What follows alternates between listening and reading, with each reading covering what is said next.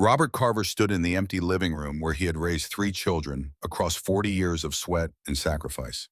The walls still held the faint outlines of picture frames that no longer existed, lighter rectangles against sun-faded paint, ghosts of a family that had already moved on without him.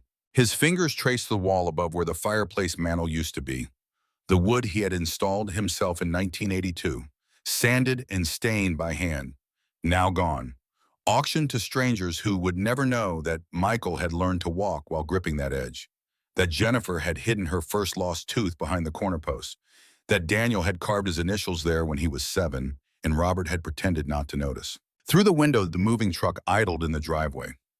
Two men in matching uniforms carried out the dining table Robert had built from oak he had cut and milled himself. The table where they had shared thousands of meals, where homework had been checked and report cards celebrated and Christmas dinners served.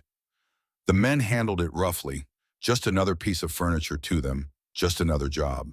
Robert did not call out to them to be careful. There was no point. The table belonged to someone else now. Everything did.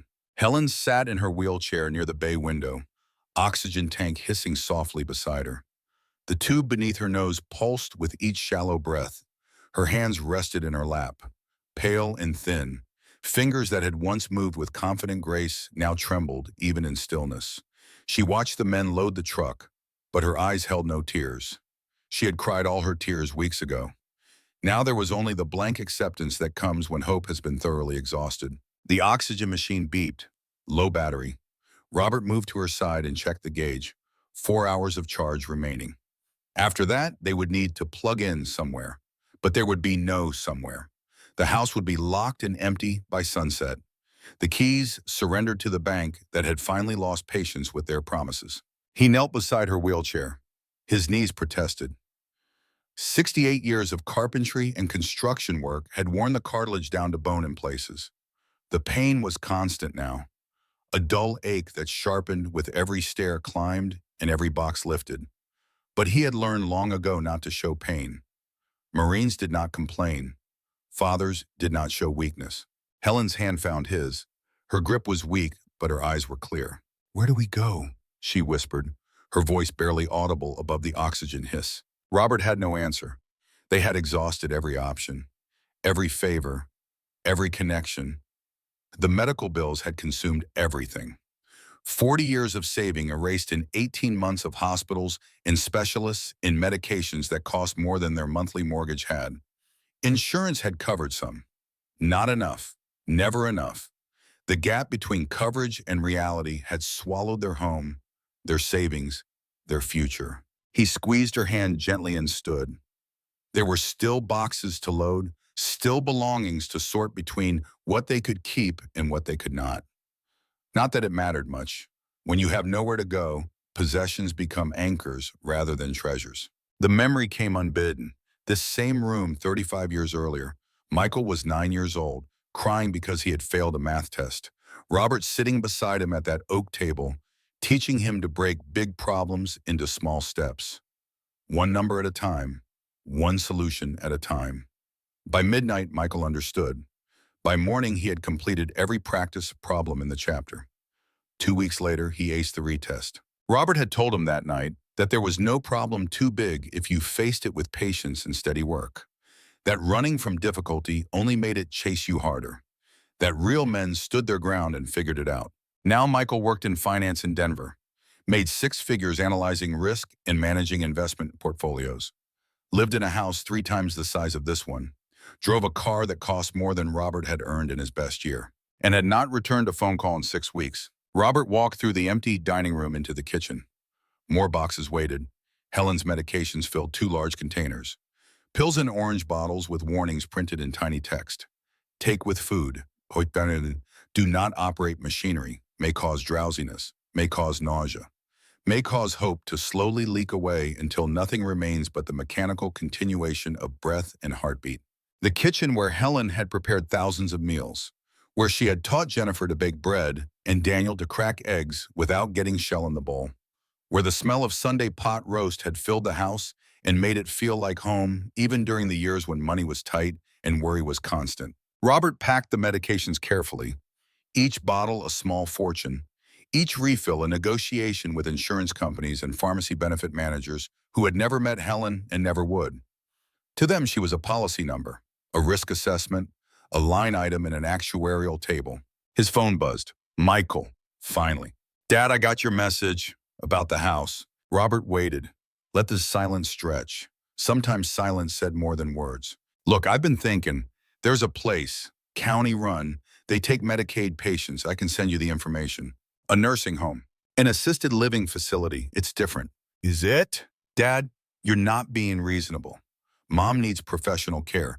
You can't lift her anymore. You can't manage her medications. This is about what's best for her. Robert looked at Helen through the doorway. She was watching him. She knew. What about you, Robert asked. Jennifer, Daniel, what about family taking care of family? The pause stretched long enough to confirm what Robert already knew. We talked about it. All of us. It's not feasible. Jessica and I both work. Jennifer's place isn't set up for someone with mobility issues. Daniel's apartment is too small. The facility makes sense. It's practical. Practical. The word that people used when they meant convenient, when they meant their own comfort mattered more than someone else's dignity. There's a meeting, Michael continued, tomorrow. At my house, all of us. We can discuss options. Options or decisions? Dad, don't make this harder than it needs to be. Robert ended the call, did not say goodbye, just pressed the red button and set the phone on the counter beside the medication boxes. He had taught his children to do the right thing even when it was difficult, to honor their commitments, to show up for the people who had shown up for them. Apparently the lessons had not taken root, or perhaps he had failed as a teacher. Either way, the result was the same. That evening, he drove Helen to Michael's house in suburban Denver. The truck's engine rattled worse than usual, a lifter ticking, oil consumption getting worse, another expense he could not afford to fix. He kept the windows up despite the smell of burning oil so Helen would not get cold. Michael lived in a development called Pinewood Estates, houses that all looked similar. 3-car garages and landscaped yards and HOA regulations about fence height in mailbox style. The kind of neighborhood where people waved at each other but did not know each other's names. Michael's driveway could fit 4 vehicles. Only his Audi sat there, spotless and German, and worth more than Robert's truck by a factor of 10. Robert helped Helen from the truck. The oxygen tank hung from the wheelchair mount. She moved slowly, each step measured, each breath audible. He wanted to carry her but knew she would refuse. Helen had always insisted on walking as long as walking was possible. Pride mattered. Dignity mattered. Even when the body failed, the spirit could remain upright. The front door opened before they reached it. Michael stood framed in warm light from inside. He wore slacks and a button-down shirt. No tie, but close. Always professional. Always presented well. Mom, Dad, come in. The house smelled like vanilla candles and new carpet. Everything clean, everything in place. Photos on the walls showed Michael and Jessica on vacation. Skiing in Aspen, beach in Maui, wine tasting in Napa. Smiling and tanned and healthy. No photos of parents, no photos of childhood. The past had been edited out of the narrative. Jennifer arrived 10 minutes later. 41 years old and already carrying the tight expression of someone who spent their days managing stress and expectations. Her husband, William, was some kind of corporate attorney. They lived in Boulder in a house that overlooked the mountains and cost enough to make Robert dizzy when he had looked it up online. She kissed Helen's cheek. Brief, perfunctory, the kind of gesture people make when they feel obligated but not connected. You look good, Mom, Jennifer said. It was a lie. Helen looked frail and exhausted and 10 years older than her 66 years. But polite lies were easier than honest concern. Daniel arrived last, 38 and still unmarried, an architect who worked for a firm downtown. Quiet, always had been. The kind of child who observed more than he spoke, who processed the world internally before responding to it. He nodded to Robert, squeezed Helen's shoulder gently, then took a seat in the corner of Michael's living room and pulled out his phone, physically present but already withdrawn. Michael's wife Jessica brought coffee. No one drank it. The cups sat cooling on coasters while Michael pulled up a spreadsheet on his laptop. Okay, Michael began. I've run the numbers. Here's where we are. He clicked through slides showing medical costs and insurance coverage and projected expenses. Graphs and charts that reduced Helen's illness to data points and trend lines. Robert watched his son present their lives as a financial problem requiring optimization. Watched him use terms like cost-benefit analysis and resource allocation in long-term sustainability. Watched him turn his mother's suffering into a PowerPoint presentation. Option 1, Michael said. County facility. Medicaid covers most costs. We would need to contribute about $800 monthly for extras. Split 3 ways, that's manageable. Jennifer nodded, taking notes. Option 2, Michael continued. Private facility. Better care but expensive. $6,500 monthly. Split 3 ways, that's over $2,000 each. Ongoing, indefinite. Jennifer frowned. William leaned over and whispered something. Option 3, Michael said. Home care. Rotating between our houses. But that would require modifying spaces for accessibility. Plus full-time nursing care. Cost analysis shows that's actually more expensive than option 2 when you factor in everything. Daniel said nothing. Did not look up from his phone. Questions? Michael asked. Robert raised his hand, like a student in school. What about option 4? We figure it out ourselves. Michael closed the laptop, looked at his father with an expression that mixed pity and frustration. Dad, you don't have a house anymore. You don't have savings. You barely have income. What exactly would you figure out? We managed before. Before you weren't facing $500,000 in medical debt. Before mom didn't need oxygen 24 hours a day. This isn't about pride, it's about reality. Helen's oxygen tank beeped. The sound cut through the tension. Robert moved to check it, but Helen waved him off. She could manage her own equipment. She always insisted on that. Let's vote, Jennifer said. It's only fair, democratic. Vote on what? Robert asked. On which option makes the most sense? For everyone. Not for Helen, for everyone. As if the woman who had given birth to them and raised them and sacrificed 40 years of her own dreams had become a problem requiring consensus to solve. All in favor of option 1, Michael said. County facility. 3 hands went up.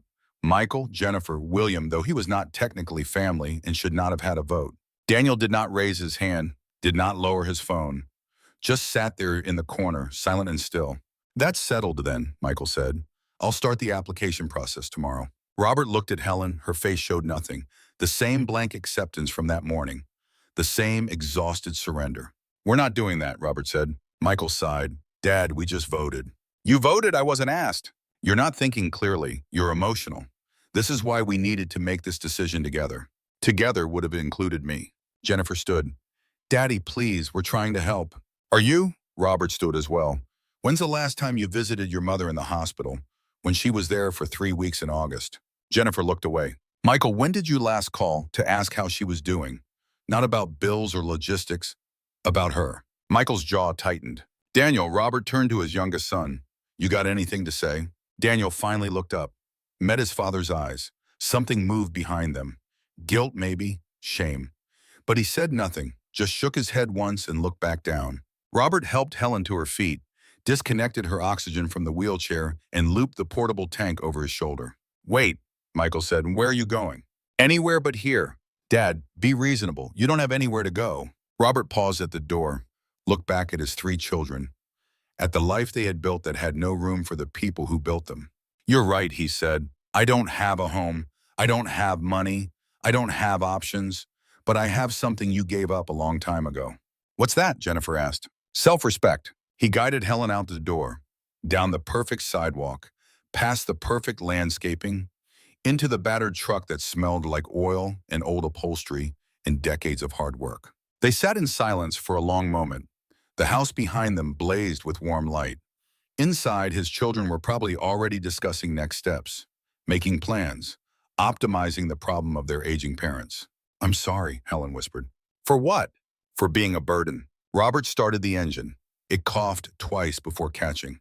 You're not a burden. You're my wife. That's different. Where do we go now? Robert thought about the storage unit, about the metal footlocker he had not opened in 30 years, about his grandfather's papers and the deed to land he had never seen, in a journal full of stories he had assumed were exaggerations. I have an idea, he said. It's crazy. Might not work. Crazy how? Colorado crazy, mountains crazy, middle of nowhere crazy. Helen managed a small smile, the first he had seen in weeks.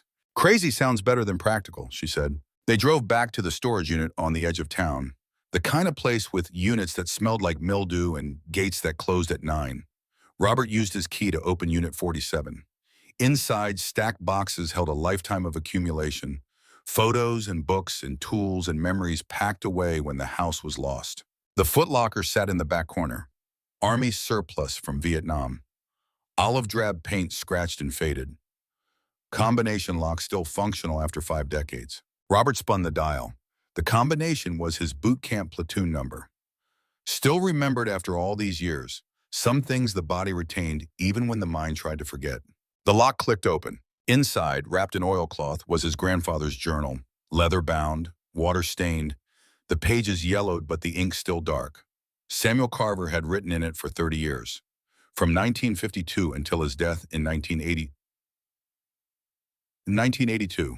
Robert had been 18 when his grandfather died, had attended the funeral and inherited the footlocker, but had never really examined its contents. His father had called Samuel eccentric, said the old man went crazy in the mountains, said the stories about healing waters and sacred places were dementia or wishful thinking or outright lies. Now Robert opened this journal and read by the dim light of the storage unit's single bulb. The first entry was dated April 3rd, 1954. Staked my claim today at Thunder Ridge. The other miners laughed, said there's no gold here, no silver, no copper, just rocks and snow and wind that cuts through a man like he's made of paper. But I see what they don't.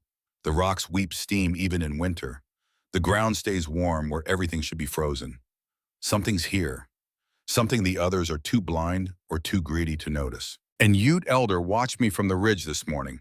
Old man with braids down to his waist. He didn't speak, didn't approach, just watched. I nodded to him. He nodded back. Then he was gone. Like smoke. Like he was never there. But I felt tested. Like the land was taking my measure, deciding if I belonged. I've been tested before. Normandy tested me. The bulge tested me. I'm still here, still standing. The mountain can test all it wants. I'm not leaving until I find what I came for. Robert turned pages, months compressed into paragraphs, seasons marked by weather and survival and slow discovery. Day 47, May 20th, 1954. Found it this morning. Pool of water in a hollow I must have walked past a dozen times. But the light hit different today. Steam rising. Water clear as window glass. Warm to the touch even though snow still covers the ground everywhere else. My hip has been bad since the mine collapse in 48. Doctor said I'd need a cane by 50. Need surgery by 60. Every step hurts. Has for 6 years. I knelt by that pool this morning to fill my canteen. Slipped on wet rock. Fell in up to my waist. Cursed loud enough to scare birds from trees half a mile away. But when I climbed out, soaking and cold and angry, I realized something. My hip didn't hurt. For the first time in 6 years, I could put full weight on it without pain shooting down my leg. I thought maybe it was shock, adrenaline. But 2 hours later, still no pain. By evening, I was walking normal. By morning, I was running. This is not natural. This is not normal. This is something else entirely. Robert read faster. Weeks became months. Months became years. Samuel's entries documented healings that should not have been possible. Broken bones that mended overnight. Infections that cleared without antibiotics. A growth in his throat that dissolved after 3 days of drinking the water. But the journal also documented warnings. Year 2, March 1956. 3 other miners found the spring. I don't know how. I was careful, but they found it. Wilson, McCarthy, and Dutch. They came with bottles and buckets, talking about selling it, about getting rich, about how this was the real treasure all along. I tried to warn them, told them the water was sacred, that it had rules, that it chose who it helped. They laughed at me, called me superstitious, called me a fool. They started filling containers, loading a wagon, planning to haul it down to Denver, sell it to the desperate and dying, make their fortunes. The landslide happened an hour later. No warning, no rain, just the mountain shrugging and half the hillside coming down. Buried the wagon, buried Dutch and McCarthy. Wilson got out, but he was never right after. Started talking to people who weren't there, wandering off into the wilderness. Rangers found him 3 weeks later, dead from exposure. But his eyes were open, like he was still seeing things the rest of us couldn't. I buried what was left of Dutch and McCarthy, said words over them. But I understood the message. The mountain decides, not us, never us. Robert kept reading. The entries grew more mystical, more certain of forces beyond understanding, but they also grew more practical. Samuel documented everything, where the springs were located, what each one seemed to help, how long people needed to stay, what happened to those who approached with greed versus those who came with need. The final entry was dated October 15th, 1982, just days before Samuel died. Cancer's got me. Been fighting it 2 years now. The water slows it down but can't stop it. Even miracles have limits. Or maybe this is natural. Every man dies, even men who find magic in the mountains. I'm leaving this journal for whoever comes next. For family if they're worthy, for strangers if they're desperate enough.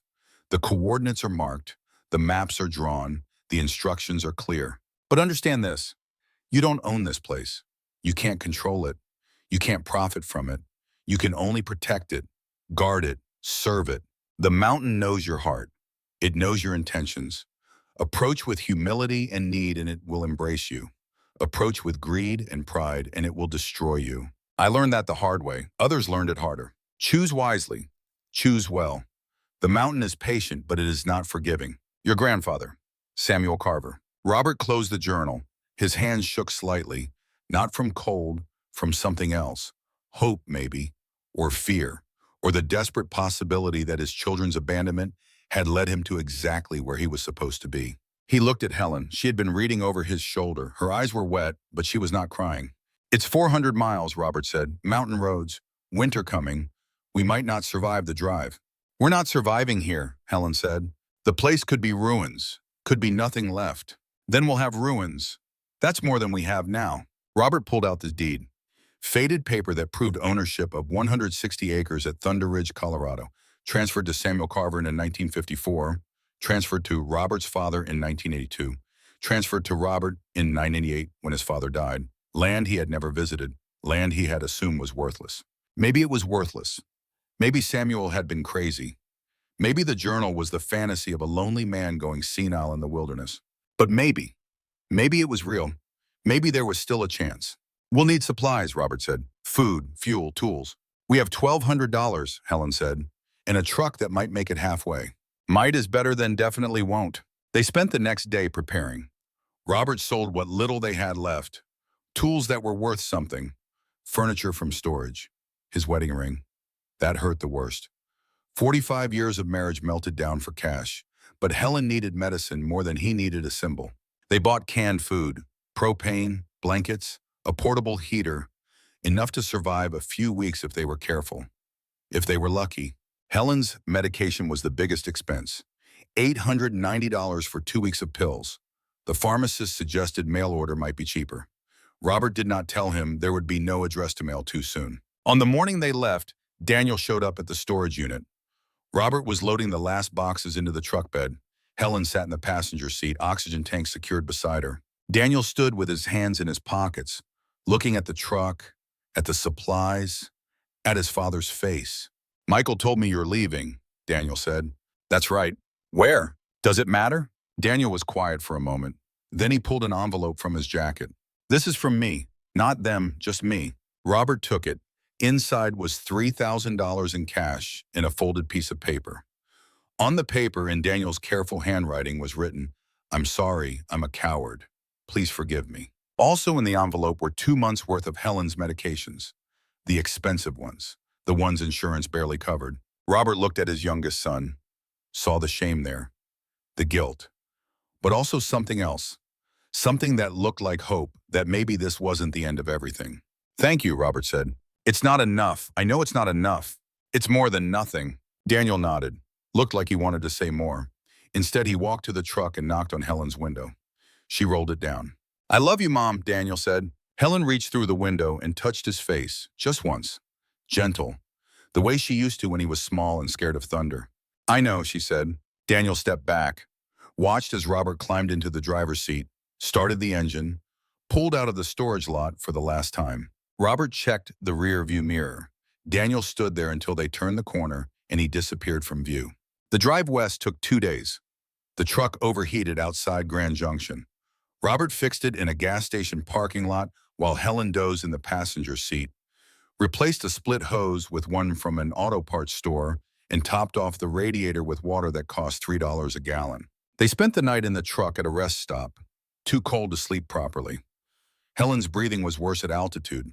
The oxygen tank pressure dropped as they climbed. Robert held her through the night, felt every labored breath, counted every rattle in her chest. By morning, she was pale, lips tinged blue.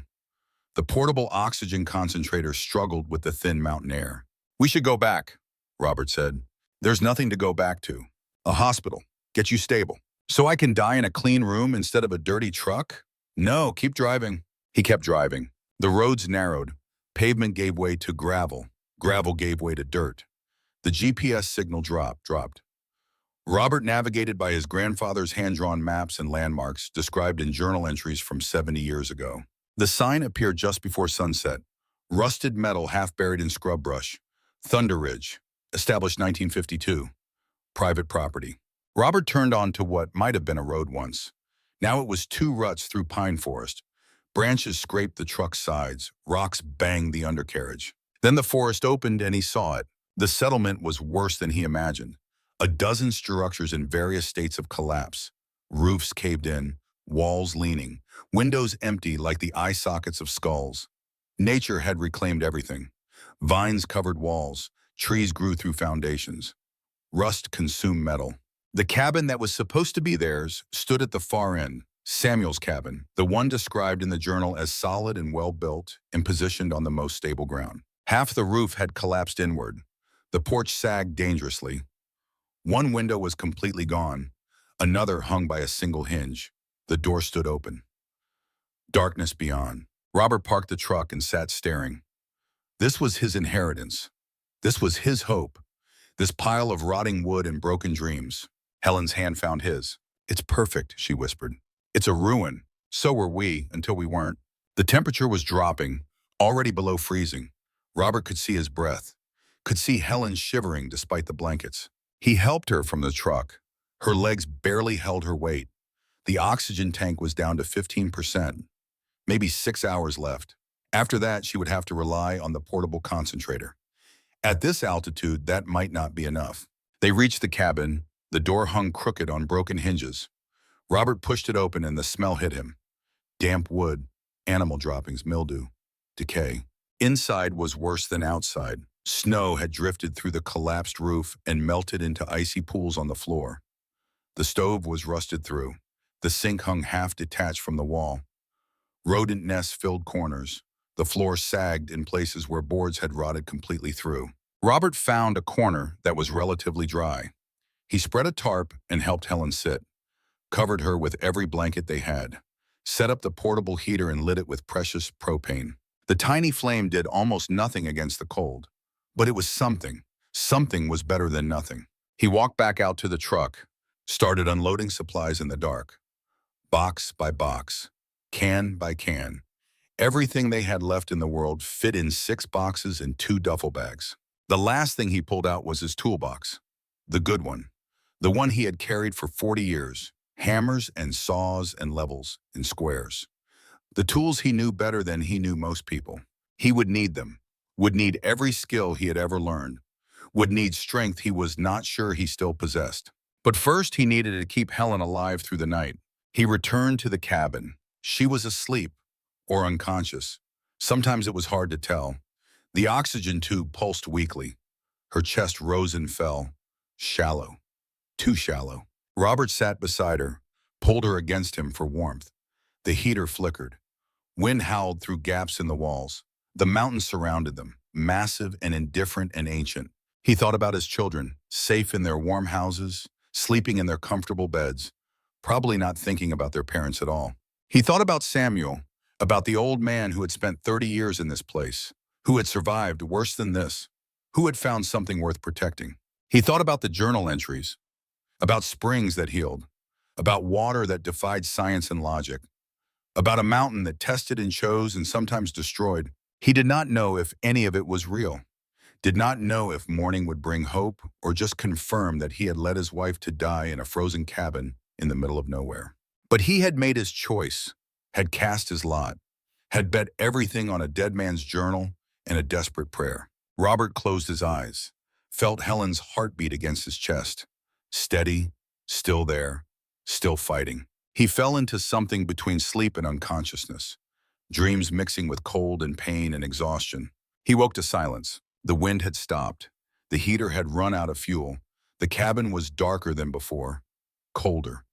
Still, Helen was not breathing. Robert jolted fully awake, pressed his ear to her chest. Nothing, no heartbeat, no breath, just stillness.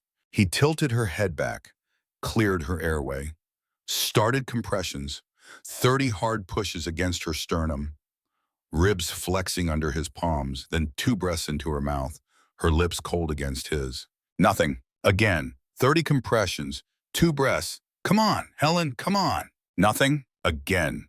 His arms burning, his back screaming. 68 years old and doing CPR on a cabin floor in the dark while the woman he loved lay lifeless beneath his hands. She gasped, a single ragged inhale, then another, then coughing. Her eyes opened, confused, afraid. Robert? I'm here. You're okay. You stopped breathing, but you're okay. I can't. You can. Stay with me. But her breathing was getting worse. Each inhale a struggle. Each exhale a rattle. The oxygen tank was dead. The concentrator was not enough at this altitude. She was dying, right here, right now, in his arms. Robert made a decision. He scooped her up, 66 years and 90 pounds, and still the most precious thing he had ever held. Carried her to the door, kicked it fully open. The night was impossibly clear. Stars like ice chips scattered across black velvet. The moon 3/4 full and bright enough to cast shadows. Robert had no plan, no destination, just desperate momentum. If Samuel's journal was true, there was a spring, somewhere, near the cabin, 200 paces north. Follow the steam in the morning. But it was not morning, and there was no steam visible, and north could be any direction in the dark. He stumbled forward anyway, Helen in his arms, her head against his shoulder, her breathing getting shallower with each step. His boots crunched through snow. His legs burned. His lungs screamed for air that the altitude would not provide. But he kept moving, kept searching. Then Helen's hand moved. Weak, trembling, but moving. She raised one finger, pointed. Robert looked. At first he saw nothing. Then barely visible in the moonlight, a thin wisp of mist. So faint it might have been imagination, rising from somewhere beyond a stand of pine trees. He walked toward it, 50 yards, 70. His strength was failing. His knees threatened to buckle. Helen was not heavy, but she was dead weight, and he was not young, and the altitude was crushing him. Then he saw it, a pool of water, maybe 20 feet across, perfectly circular. The surface absolutely still except where steam rose in gentle columns. The water caught moonlight and reflected it back like liquid silver. Robert did not hesitate. Did not test the temperature or check the depth or wonder about what might live in water that stayed warm while everything around it froze. He walked straight in, felt heat embrace his legs, his waist, his chest, kept walking until the water was deep enough. Then he lowered Helen into it, held her, let the warmth surround them both. For 30 seconds, nothing happened. Helen's eyes were closed. Her breathing had stopped again. Robert held her head above water and whispered prayers he had not said since Vietnam. Since the night his best friend died in his arms, and Robert promised God anything if he would just let Robert survive to see home again. 1 minute. Her chest moved, just once. A small rise and fall. 2 minutes. Another breath. Stronger this time. Her fingers twitched against his arm. 3 minutes. Her eyes opened. Really opened. Focused on his face in the moonlight. Robert, she whispered, I see you. Not I see the cabin, or I see the stars, or I see where we are. I see you. After 2 years of her eyes being glazed with pain and medication and exhaustion, after months of her looking at him but seeming to look through him, after so long seeing her fade that he had almost forgotten what her real gaze felt like, she saw him, clearly, completely, the way she had 45 years ago when they were young and the world was full of promise. He held her in that warm water under that bright moon and felt something break open inside his chest. Not sadness, not quite joy, something deeper, something that tasted like hope but felt dangerous to name. They stayed in the water for an hour, maybe more.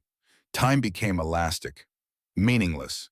There was only warmth and breath and the woman in his arms who had stopped dying. When they finally emerged, Helen walked on her own, slowly, carefully, but on her own, without the wheelchair, without support. Her steps steady on ground that should have been too uneven and too dark to navigate. Robert walked beside her. His hip that had ached for 20 years felt loose, fluid. His knees that ground bone on bone with every step now moved smooth. His hands that could barely grip a hammer that morning now flexed strong and sure. They returned to the cabin. Robert started a fire in the rusted stove with wood that should have been too damp to burn, but caught anyway. The flames pushed back the darkness and the cold. Not all the way, but enough. Helen lay on the tarp and blankets. Her breathing was deep and even. No rattle, no wheeze. She fell asleep without the oxygen tube. Just breathing. Natural and easy. Robert sat beside her, kept watch, fed the fire when it needed feeding, listened to the cabin settle and the wind move through the pines, and his wife breathed like a healthy woman instead of a dying one. When dawn broke through the gaps in the collapsed roof, it painted everything gold. Helen woke with color in her cheeks, with clarity in her eyes. She sat up without help, looked at Robert, smiled. "It's real," she said. "It's real," he agreed. Outside, the mountain waited, vast and patient and full of secrets. Robert looked through the broken window at the settlement ruins, at the work that would need to be done, at the impossible task of rebuilding a life from nothing in a place that should have killed them, but had saved them instead. His phone had no signal, had not had signal since they left the highway. His children did not know where he was, could not call even if they wanted to, which they probably did not. He had $400 left, 2 weeks of food, a truck that might or might not start again, a cabin that was more hole than shelter, winter coming fast, and a wife who was breathing without machines for the first time in 2 years. Robert stood, walked to his toolbox, pulled out his hammer. The handle was worn smooth from decades of use. The head was scarred but true. He hefted it, felt its familiar weight, its balance, its purpose. Then he walked outside into the morning light and looked at the cabin with a carpenter's eye. Saw what was broken, saw what could be fixed, saw the work ahead. Helen appeared in the doorway, standing on her own, looking stronger than yesterday, looking possible. "Where do we start?" she asked. Robert pointed to the collapsed section of roof. "There," he said, "we start there." She nodded, came to stand beside him. Two people who had been thrown away by everyone who was supposed to love them. Two people who had driven 400 miles on faith and desperation. Two people who had nearly died in the night and woke to find themselves alive in ways they had not been for years. They were not young, they were not strong, they were not prepared. But they were here, and here was more than they had yesterday. Robert raised his hammer. Helen found a board that could be salvaged. The mountain watched, and the work began. Dawn arrived not with gentleness, but with the cold clarity of high-altitude sunlight cutting through gaps in the collapsed roof. Robert woke to find frost coating the inside of the cabin walls, his breath visible in the air. The fire had died sometime in the night, and the temperature had dropped below freezing. But Helen was warm beside him, breathing steady and deep, no rattle, no wheeze, just the natural rhythm of healthy lungs pulling mountain air. He watched her sleep for a moment, studied her face in the growing light. The lines were still there. 66 years had carved them deep. But something had changed. The grayish tinge was gone from her skin. The tightness around her eyes had eased. She looked like she was sleeping instead of fighting to stay alive. Robert stood slowly. His body protested. 68 years of hard use did not vanish overnight, but his knees bent without the grinding sensation. His back straightened without the sharp catch that usually stopped him halfway. His hands opened and closed with full range of motion for the first time in a decade. He stepped outside into morning that hurt to look at. The sky was blue enough to ache, the sun bright enough to blind, the air so cold and clear it felt like breathing glass. The settlement stretched before him in the daylight. Worse than he remembered from last night. 12 structures in various stages of returning to the earth. Roofs caped like broken ribs. Walls leaning at angles that defied gravity. Windows empty and dark. Doors hanging crooked or missing entirely. His grandfather had lived here for 30 years, had survived winters that killed other men, had built something from nothing and protected it until his last breath. Robert walked to the truck. The engine turned over on the third try. He let it warm while he took inventory of what they had. 6 boxes of supplies, 2 duffel bags of clothes, his toolbox, Helen's medications, 11 cans of food, 1 propane tank half empty, $400 in cash, a deed to land that was worth either everything or nothing depending on whether last night was real or fever dream. He shut off the engine to save fuel, opened the tailgate, started unloading in the systematic way the Marines had taught him 45 years ago. Everything had a place. Everything had a purpose. Chaos was just order waiting to be imposed. The cabin had a root cellar. Robert found the door half buried under debris on the north side, heavy wooden planks swollen from decades of moisture.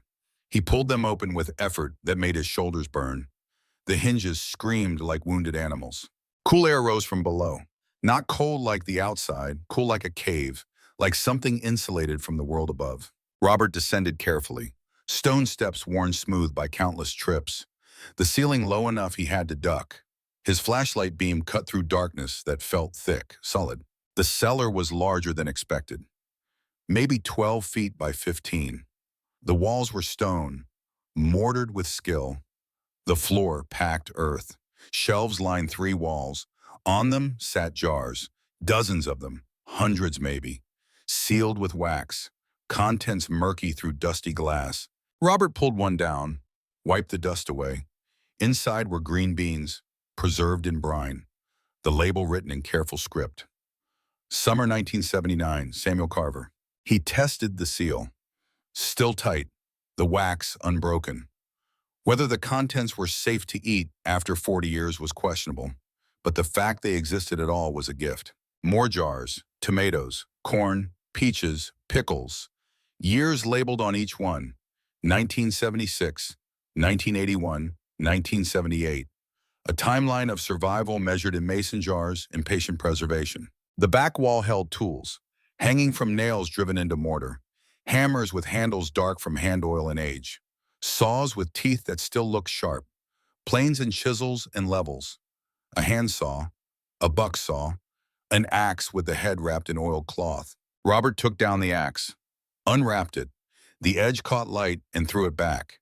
His grandfather had kept his tools maintained even when there was no one left to use them, even when death was coming. A man takes care of his equipment. That was the code. In the corner, stacked neatly, was firewood, split and seasoned, dry despite the decades. Cedar and pine. Enough for maybe a week if he was careful. After that, he would need to cut more. But for now, it was enough. Robert carried an armload up the stairs. The wood was light, dense. It would burn hot and clean. He built a fire in the cabin stove using technique learned from his own father, who learned it from Samuel. Kindling first, small pieces catching fast, larger pieces added slow. Patience rewarded with steady flame. The stove drew badly. Smoke backed into the room. Robert examined the flue pipe, rusted through in places, blocked with debris in others. He spent an hour clearing it, bending metal back into approximate shape, sealing gaps with mud and stones. When he relit the fire, smoke rose clean through the pipe and out into open air. Heat began to fill the small space. Not much, but enough to take the edge off the cold. Helen woke to warmth. She sat up without help, looked around the cabin with clear eyes. "You fixed the stove," she said. "It needed fixing." "What else needs fixing?" Robert looked around. "Everything." Helen smiled. "Better get started then." They ate cold beans for breakfast, drank water from the spring carried in canteen.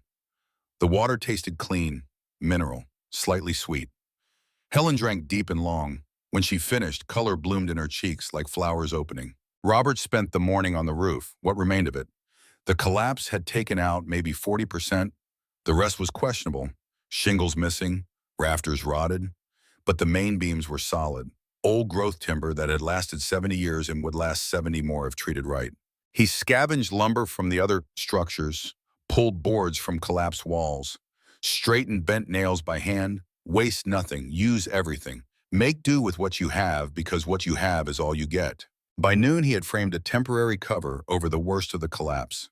Tarps and salvaged tin. It would not last the winter, but it would keep snow out for now. That was enough. Helen worked below, sweeping debris, organizing supplies, making the cabin livable one small improvement at a time. She moved slow but steady. No oxygen tank, no wheelchair, just a woman doing work. They did not talk much, did not need to. 45 years of marriage meant communication happened in glances and gestures, in the comfortable silence of two people who knew each other's rhythms. By evening, the cabin had been transformed. Not beautiful, not even properly functional, but better, measurably better. Progress made real through sweat and stubbornness. Robert cooked beans over the fire, added some of the preserved vegetables from the cellar. The green beans were still good, salty and firm. The meal was simple, but it was hot, and they ate together, and that made it taste better than it was. That night they slept warm, the fire burning steady, the roof mostly overhead, Helen's breathing deep and even. Robert lay awake listening to her, and to the wind moving through the pines, into the cabin, settling around them like it was getting used to having people again. The second day, Robert reinforced the porch. The boards were rotten through in places. He pulled them up one by one, tested the joists underneath. Half were solid, half needed replacing. He worked methodically, measuring twice, cutting once, the saw singing through old wood, the hammer driving nails true. Helen discovered the garden plot, overgrown with 40 years of weeds and volunteer pines. But underneath she found the bones of raised beds, stone borders carefully placed, soil that had been amended and worked and loved. She pulled weeds by hand, slow work, her fingers still weak, but getting stronger. Each day a little more strength, each day a little more possibility. In the root cellar she found seeds, stored in glass jars, wrapped in paper, labels in Samuel's handwriting, carrots, lettuce, beans, tomatoes, dated from the 1970s. Seeds that old should not be viable. But Helen planted them anyway. What was there to lose? The third day brought the first real test. Robert was working on the window frames when his hammer slipped. The claw end caught his left thumb, tore a gash 3 inches long, deep enough to see bone, blood welled fast and dark. He wrapped it in his shirt, applied pressure. The pain was sharp and immediate, but what worried him more was infection. No antibiotics, no hospital within 50 miles. A wound like this could turn septic, could cost him the thumb, could cost him more. Helen saw the blood soaking through fabric. "Let me see," she said. Robert unwrapped it. The cut gaped open. Helen looked at it with the calm assessment of someone who had raised 3 children and dealt with her share of injuries. "The spring," she said. They walked together. Robert's hand wrapped again, blood seeping through, the pain throbbing in time with his heartbeat. The spring was exactly as it had been 2 nights ago. Steam rising, water clear, surface absolutely still. Robert knelt, unwrapped his hand. The cut looked worse in daylight, definitely needed stitches, probably needed more. He plunged his hand into the water. Heat enveloped it, not burning, just intensely warm. The minerals stung the open wound. He grimaced but held it under. Helen knelt beside him, waiting, watching. 5 minutes passed. Robert pulled his hand out. The bleeding had stopped, completely. The edges of the wound had already begun to close, pink tissue forming where there had been raw meat. 10 minutes. The cut was a red line, tender but sealed. 20 minutes. A scar remained but nothing more. He flexed his thumb, full range of motion, no pain. Helen touched the scar gently. "It's real," she said, "all of it." Robert nodded. He had seen men die from wounds less severe, had carried friends who bled out from cuts that should have been survivable. This should not be possible. But impossible was a word that meant less each day. They returned to work. Robert finished the windows. Helen planted more seeds. The sun tracked across the sky and the mountain watched, and the spring kept its secrets. By the end of the first week, they had made the cabin livable. Not comfortable, but shelter that would hold against weather. Walls that blocked wind, a roof that shed rain, a stove that produced heat, windows covered with salvaged plastic that let in light but kept out cold. Robert's body continued changing. The arthritis in his hands was gone, the grinding in his knees silent, the stiffness in his back released. He could work full days without collapsing, could lift beams that would have broken him a month ago, could move like a man 20 years younger. Helen grew stronger too, walking without fatigue, working without breathlessness.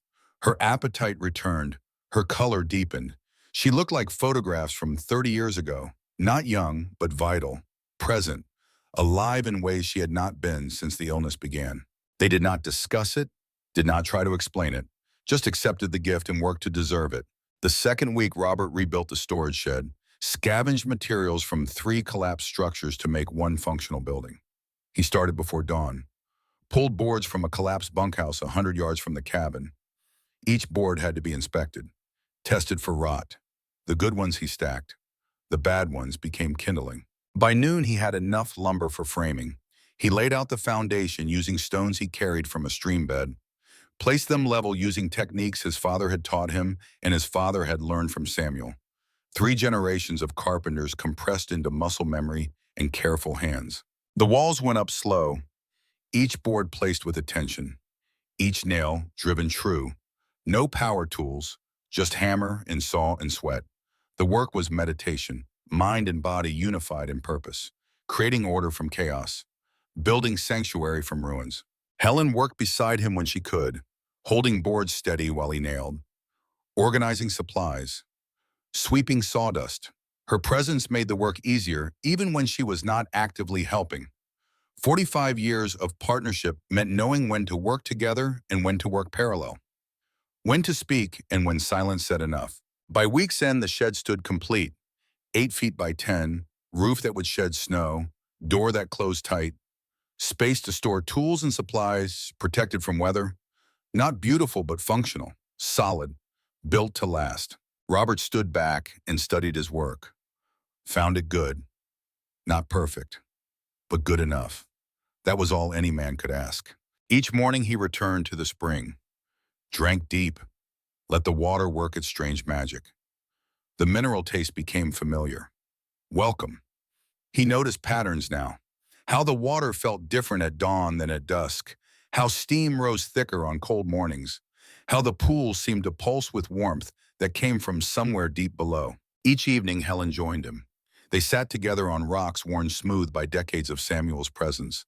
The water embraced them, eased pains they had carried so long they had forgotten what it felt like to be without them. They did not speak of miracles or science or how any of this was possible. Just sat together, healing, becoming whole. The silence between them was comfortable, the kind earned through decades of shared life, of knowing each other so completely that words often just got in the way. The 3rd week, Robert was working on reinforcing the foundation when he heard the crash. Loud enough to echo off the mountainside, metal and breaking branches and the sound of something large coming to violent stop. He grabbed his rifle, the one he kept loaded always, the one he had carried in Vietnam and brought home and never fired at anything but targets and tin cans. Old habits from old wars. You did not approach unknown sounds unarmed. The noise had come from the east, maybe quarter-mile into the trees. Robert moved carefully, watching, listening. The forest was silent in the way it gets when something dangerous has just happened. He found the truck first. Newer model pickup. Good tires. Hunting rack in the bed. It had gone off what passed for a road and slammed into a stand of pine. The front end was crumpled.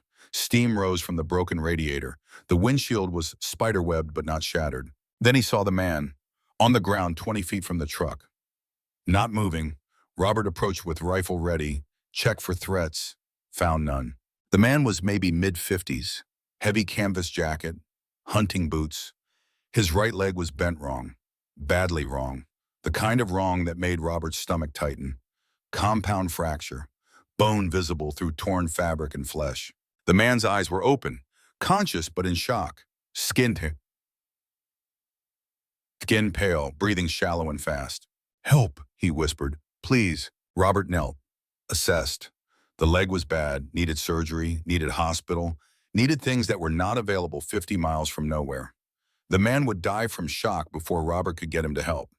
Die here on the frozen ground because he took a turn wrong, or swerved for an animal, or made one small mistake. Robert had seen men die from less, had held them while they bled out, while shock took them, while their eyes went distant and empty. He knew what dying looked like. This man was heading there fast. Decision point. Leave him and get help. Probably too late by the time he got back. Try to move him. Probably kill him in the process. Or, "Can you walk?" Robert asked. Stupid question. Obviously not. "Truck, radio," the man gasped. Dead. Of course it was. Of course help was not coming. Help never came out here. That was the whole point of out here. Robert made his choice. "I'm going to move you. It's going to hurt." "Can't leg." I know, but staying here means dying here. The man's eyes focused, cleared slightly. Marine Corps tattoo visible on his forearm below the torn jacket. Old, faded, globe and anchor. You served, the man asked. Marines, Vietnam. Same, different war. Robert nodded. Brothers in arms. The code was absolute. You did not leave wounded behind, ever. He rigged a travois from branches in the truck's cargo straps. Got the man onto it as gently as possible, which was not gentle. The man screamed, passed out, probably a mercy. Robert pulled him through the forest. 200 yards. Felt like 200 miles. The man was not light. The travois caught on roots and rocks. Every jolt brought groans even through unconsciousness. Helen saw them coming, had water boiling before Robert reached the cabin, had blankets spread, had torn cloth ready for bandages. They got the man inside, onto the cleanest surface available. Robert cut away the pant leg. The break was worse up close. Tibia snapped clean through. Fibula probably fractured too. Tissue damage extensive, blood loss significant. Hospital, Helen said. 50 miles, he'll be dead in 10. Then what? Robert looked at his wife. She understood before he spoke. The spring, she said. They carried the man together. Robert taking shoulders, Helen supporting the broken leg as carefully as possible. The man woke screaming.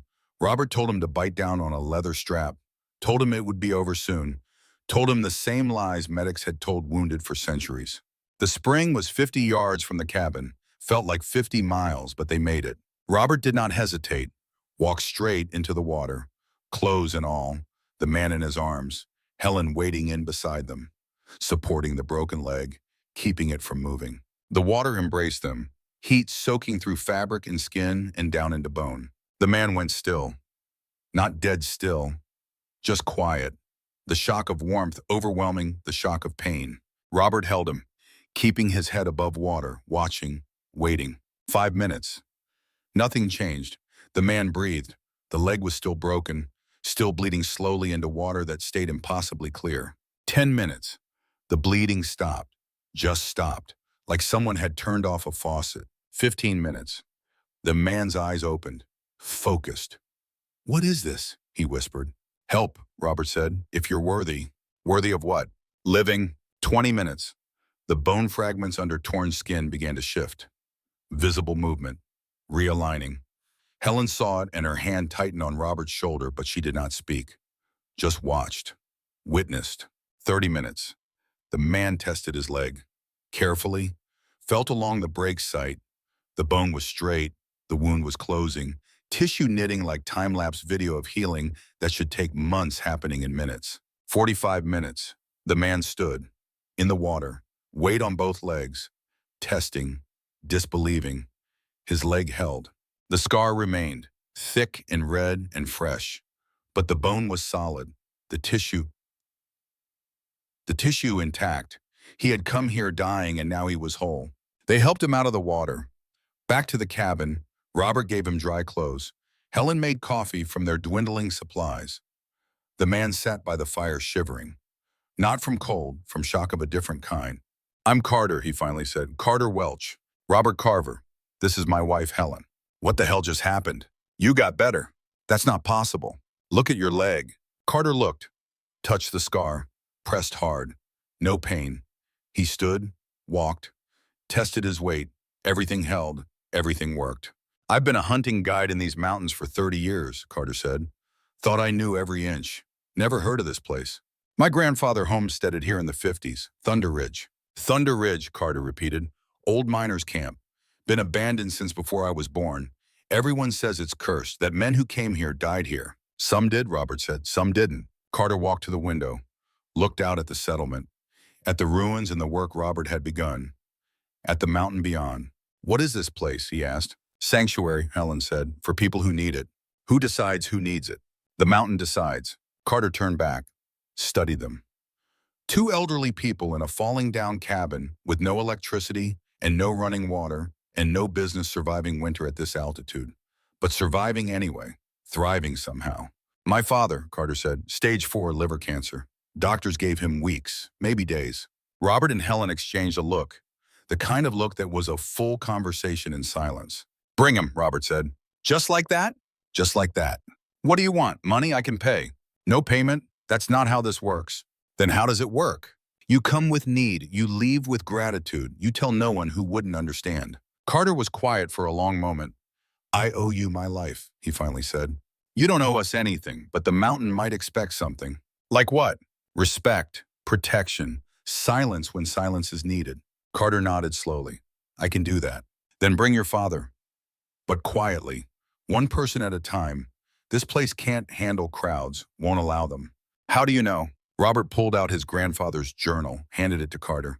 Read. That night, Carter stayed in the cabin, slept by the fire while Robert kept watch. Not that he expected trouble, but old habits from old wars. You always posted a guard.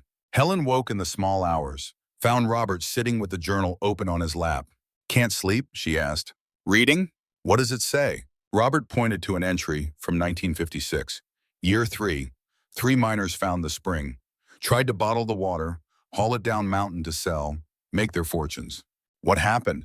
Landslide. Killed 2, drove the 3rd mad. Natural causes? Depends on what you call natural.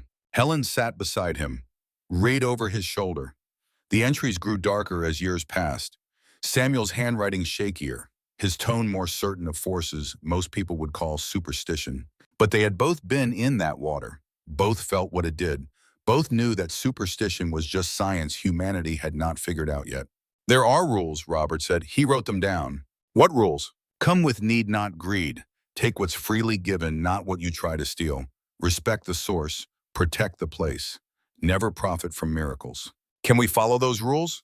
Can we not? Helen nodded. They sat together in firelight, the journal between them. Carter sleeping peacefully. His leg healed. His life saved. The first of what would be many. Morning came cold and clear. Carter tested his leg again, walked a full circuit of the settlement, came back shaking his head. I should be dead, he said, or crippled for life. Instead, I'm walking like nothing happened. Something happened, Robert said. You just don't have words for it yet. Carter looked at the spring, steam rising in early light. Can I bring my father tomorrow? Yes. What should I tell him? Tell him you found hope in the mountains. Let him decide if he believes. Carter left after breakfast. Promised to return. Promised to stay quiet. Promised to protect what he had found. When his truck disappeared down the mountain road, Helen turned to Robert. It's starting, she said. What is? The thing your grandfather spent 30 years doing. Protecting this place. Helping people who need it. Standing guard. Robert looked at the cabin. At the work still needed. At the winter coming fast. At his wife, who was breathing easy, and his hands that did not hurt. In the spring that had saved them both. Then we better get ready, he said. The next week, Carter returned with his father. A man even older than Robert. Maybe 75. Bent not just from age, but from the weight of dying. His skin held the yellow tinge of liver failure. Deep jaundice that spoke of organs shutting down, of time running out. His name was William Welch, decorated veteran from Korea. Spent 40 years as a forest ranger in these mountains. Knew every trail and ridge and valley. Now he knew he was dying and had come to do it somewhere beautiful, rather than in a hospital bed surrounded by machines. I don't expect miracles, William said when Carter helped him from the truck. Just want to see the mountains one more time. Robert said nothing, just helped him to the cabin, got him settled, offered water from the spring in a tin cup. William drank, grimaced at the mineral taste. Drank more anyway. What is this, he asked. Water, Robert said, from up the ridge. Tastes like it's been filtered through rocks and time. Probably has been. William slept most of that first day, his body exhausted from the drive up, from fighting death for months, from being worn down to almost nothing. But the second day he woke with more clarity. The yellow in his skin seemed less intense. He ate breakfast, small portions, but he kept them down. That was progress. Carter stayed close. His father had raised him alone after his mother died young, had taught him to hunt and fish and navigate by stars, had shown him how to be a man through example rather than lectures. The bond between them was visible in small gestures. The way Carter adjusted his father's blanket, the way William's eyes followed his son around the room. The third day, William walked to the spring himself. Slow steps, but unassisted. Carter and Robert followed at a distance, ready to help but respecting the old man's pride. William stood at the edge, looking down into clear water, steam rising, heat visible in cold air. Carter told me about this place, he said. Told me what happened to his leg. I didn't believe him. Do you believe now? Robert asked. I'm standing here. 3 days ago, I couldn't walk across a room, so yes, I believe. William removed his jacket, his boots, waded into the pool in his clothes, sat down, let water cover him to his chest. He stayed there an hour, eyes closed, face peaceful. When he emerged, his skin was pinker. The yellow faded almost completely. He walked back to the cabin with steady steps. Over the next 4 days, the transformation continued. His appetite returned, his strength rebuilt, his eyes cleared. By the end of the week, he was splitting firewood with an axe, stacking it with the kind of precision that came from decades of physical work. Carter watched his father becoming whole again. No words for what he was feeling. Just stood there with tears on his face that he did not try to hide. Grief reversed, death denied, his father given back when all hope was gone. How do I thank you? Carter asked Robert. You don't thank us. You honor it by protecting this place. I will, with my life if needed. Might come to that, Robert said. When William left, he shook Robert's hand, held it firm, eye contact steady. I owe you everything, he said. You owe the mountain. We're just the ones who happened to be here when you needed it. Then I owe the mountain, and I pay my debts. Carter brought firewood as thanks, stacked it neat beside the shed Robert had built, enough to last weeks. Robert refused payment, but accepted contribution. There was a difference. One acknowledged debt, the other created obligation. He wanted no one obligated, only grateful. Word spread the way word always does in small mountain communities. Quietly, between people who trust each other. Carter told one friend, that friend told another. Each one sworn to silence. Each one understanding that some things were too precious to broadcast. They came one at a time, respectful, grateful, desperate enough to try anything. First was Marcus Rivera, 62, Vietnam vet like Robert. Shrapnel still embedded in his back from a mortar round that killed 3 men beside him in the 68. 40 years of pain that morphine barely touched. Surgery could not fix it without risking paralysis. So he lived with agony as constant companion. He arrived skeptical, ready to leave if it was some new age nonsense or religious scam. Robert recognized the look. Had worn it himself not long ago. Marcus stayed 2 days, soaked in the spring morning and evening, slept better than he had in decades. On the 3rd day, he woke and realized the pain was gone, completely gone. He twisted, bent, moved in ways that would have put him on the floor screaming. Nothing, just normal movement, like his back was whole again. He left weeping, promised to send supplies, promised to protect the secret, kept both promises. Next came Patricia Chen, 58, hands locked into claws from rheumatoid arthritis. She had been a pianist, concert level, until her hands betrayed her and she could no longer play. Could barely hold a fork. Had stopped playing 10 years ago. Had stopped hoping 5 years ago. Helen worked with her. Gentle exercises in the warm water. Patient encouragement. No promises, but also no judgment. Just 2 women helping each other. After a week, Patricia's fingers began to straighten. After 2 weeks, she could make a fist. After 3 weeks, she sat at Helen's salvaged keyboard and played Chopin. Cried while she played. The music rusty, but there, still there. Then came James Holloway, 34. Young compared to most who found the spring, he had been a firefighter, first responder on September 11th. Pulled people from rubble until the towers came down around him. Survived the collapse, but not unscathed. Burns covered 40% of his body. 3rd-degree scars that limited movement and drew stares and reminded him daily of friends who had not made it out. He came not for healing, but to hide. To disappear where no one would see him, where pity would not follow. Robert understood. Had his own scars from Vietnam. Not on skin, but behind eyes. In sleep. In the way loud noises made him reach for weapons that were not there. James stayed longest, almost 4 weeks. The burns did not vanish, but they faded, softened, the contractures released, range of motion returned, more than physical healing, something deeper. The weight he carried became lighter. The guilt began to ease. When he left, he told Robert he was going to apply to be a firefighter again, going to try living instead of just surviving. Each visitor brought something: food, tools, labor, stories. They rebuilt sections of settlement together, cleared paths, reinforced structures, made the place stronger through combined effort. Robert and Helen welcomed each one, asked no questions beyond what they needed, charged nothing, accepted gratitude and help and the quiet bond between people who had witnessed something beyond normal explanation. The settlement began to transform, not just the buildings, the spirit of the place. It became what Samuel had intended: refuge, sanctuary, home for the broken who were willing to heal. Robert worked from dawn until dark, building, repairing, creating. His hands remembered skills he thought he had lost. His body responded with strength he thought was gone. Each day he grew more certain that this was why they had been led here, not just to survive, to serve.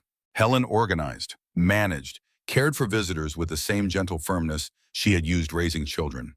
She kept records in a notebook: names, dates, conditions, improvements, not for profit or proof, just to remember, to honor each person who found their way here. By the end of the second month, they had helped 15 people.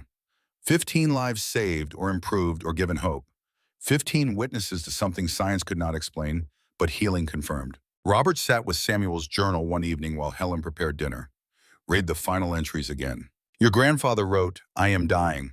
The water slows it, but cannot stop it. Even miracles have limits. But I am content. I protected this place, helped those who came, served something greater than myself. That is enough. That is more than enough." Robert understood now, understood what Samuel had built and why, understood the code that governed this place, understood his own purpose here. Helen brought him soup, sat beside him. They ate in comfortable silence. "Do you miss them?" she finally asked. "Who? Our children?" Robert thought about Michael and Jennifer and Daniel, about the vote in that warm suburban living room, about practical decisions and convenience and family that stopped being family when it became inconvenient. "No," he said, "I don't." "Neither do I," Helen said. They finished their meal, fed the fire, prepared for another night in the mountains. Two people who had been thrown away discovering they were exactly where they needed to be. The third month brought the first real snow, heavy and persistent, the kind that closed roads and isolated the settlement completely. Carter made it up one last time before the passes became impassable, brought enough supplies to last through winter, told them he would check on them when he could, but they might be cut off for weeks. Robert thanked him, told him they would be fine, meant it. After Carter left, Robert and Helen stood on the porch watching snow blanket the settlement, the buildings they had repaired, the paths they had cleared, the life they had built from nothing. "We did it," Helen said. "We survived." "We did more than survive," Robert said. The wind shifted, brought the sound of an engine, faint but growing louder. Someone was coming up the mountain road, in snow, in winter, when no one should be traveling. Robert's stomach tightened. Visitors this time of year meant desperation or trouble. Either way, it meant change. The vehicle appeared through the trees. Not a truck, not Carter's familiar pickup. A luxury SUV, clean and expensive and completely wrong for mountain roads and snow. It pulled up to the cabin and stopped. The door opened. Michael stepped out, Robert's eldest son, 44 years old, still wearing business casual like he was going to a meeting instead of visiting parents he had voted to abandon. He looked at the cabin, at the repairs, at the smoke rising from the chimney, at Helen standing strong and healthy on the porch. His face showed shock, then calculation. Not joy that his mother was alive, not relief that his father had survived. Calculation. The same look he had when reviewing spreadsheets and evaluating investments. "Dad," Michael said. "Mom, you look alive," Robert finished. "I was worried. No one's heard from you in months. You knew where we were going. I thought you'd come back." When you realized how impossible this was. Helen stepped forwards. "We realized how possible it was." Michael looked past them, into the cabin, at the simple but functional life they had created. Then his eyes tracked beyond, to the spring, steam rising even in snow, heat visible in the cold air. "What is that?" he asked. Robert did not answer, did not need to. Michael was already walking toward it, drawn by curiosity or something deeper. The same thing that had drawn Samuel 70 years ago. The same thing that had saved Robert and Helen and everyone who came after. Michael reached the spring's edge, knelt, touched the water, felt the heat. "This is geothermal," he said, "mineral content, therapeutic properties. This could be worth..." He stopped, looked back at his parents. Understanding dawning in his eyes. Not understanding of what they had been through. understanding of opportunity, of value, of profit. This is what's been healing people, Michael said. This is why you stayed. We stayed because we had nowhere else to go, Robert said. The healing was a gift that could help millions if properly developed, properly managed, properly monetized. Helen's hand found Robert's, squeezed tight. This isn't for sale, Robert said. I'm not talking about selling. I'm talking about sharing, building a facility, bringing in medical professionals, making this accessible to everyone who needs it, for a price, for sustainability. You can't just run a charity. There are costs, regulations, liability issues. We're managing fine. Michael stood, brushed snow from his knees. Dad, you're living in a cabin with no electricity, no running water, no medical oversight. You're treating people without licenses or insurance. One person gets hurt, one treatment doesn't work, and you lose everything. We already lost everything. This is what we built from the loss. I'm trying to help. Are you? Michael was quiet for a long moment. Then he pulled out his phone. No signal. Of course not. But the camera still worked. He took pictures of the spring, of the cabin, of the settlement, evidence, documentation, proof. What are you doing? Helen asked. Making sure we have options, Michael said, in case things change. They won't, Robert said. Everything changes, Dad. You taught me that. Michael walked back to his SUV, opened the door, paused. I'll be back, he said, with Jennifer, maybe Daniel. We need to discuss this. As a family. We stopped being a family when you voted, Robert said. Michael flinched, but only slightly. Then he was gone. SUV navigating carefully down the mountain road, taillights disappearing into falling snow. Robert and Helen stood in silence. The mountain loomed above them. The spring steamed behind them. Everything they had built suddenly felt fragile. He'll bring trouble, Helen said. I know. What do we do? Robert looked at the cabin, at the settlement, at the work of his hands and the salvation of their lives. We protect it, he said, like Samuel did, like we promised we would. That night, Robert read deeper into the journal than ever before, found entries he had skipped, warnings he had not fully understood. Samuel wrote, they will come, the ones who see value instead of miracle, who see profit instead of gift. They will come with good intentions and reasonable arguments and practical solutions. They will say they want to help. They will believe they want to help. But they cannot help because they do not understand. The mountain gives to those who need, not to those who want. The difference is everything. When they come, and they will come, stand firm. Refuse compromise. Protect the source at any cost. The mountain will test you. We'll see if you are worthy of being its guardian. Pass the test or lose everything. There is no middle ground. Robert closed the journal, looked at Helen sleeping peacefully, at Carter's father, who would be alive because they had stood firm, at 15 people who had been helped because they had not given in to doubt or fear or the temptation to quit. Outside, snow fell steady and thick.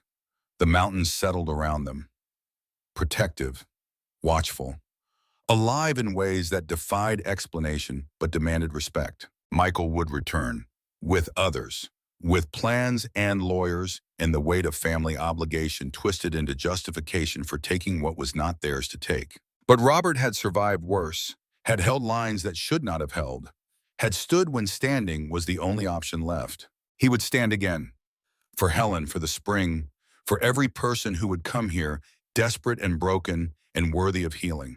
The mountain had chosen them, had saved them, had given them purpose. Robert would be damned if he let anyone take that away. He fed the fire, checked the locks, made ready for the siege he knew was coming.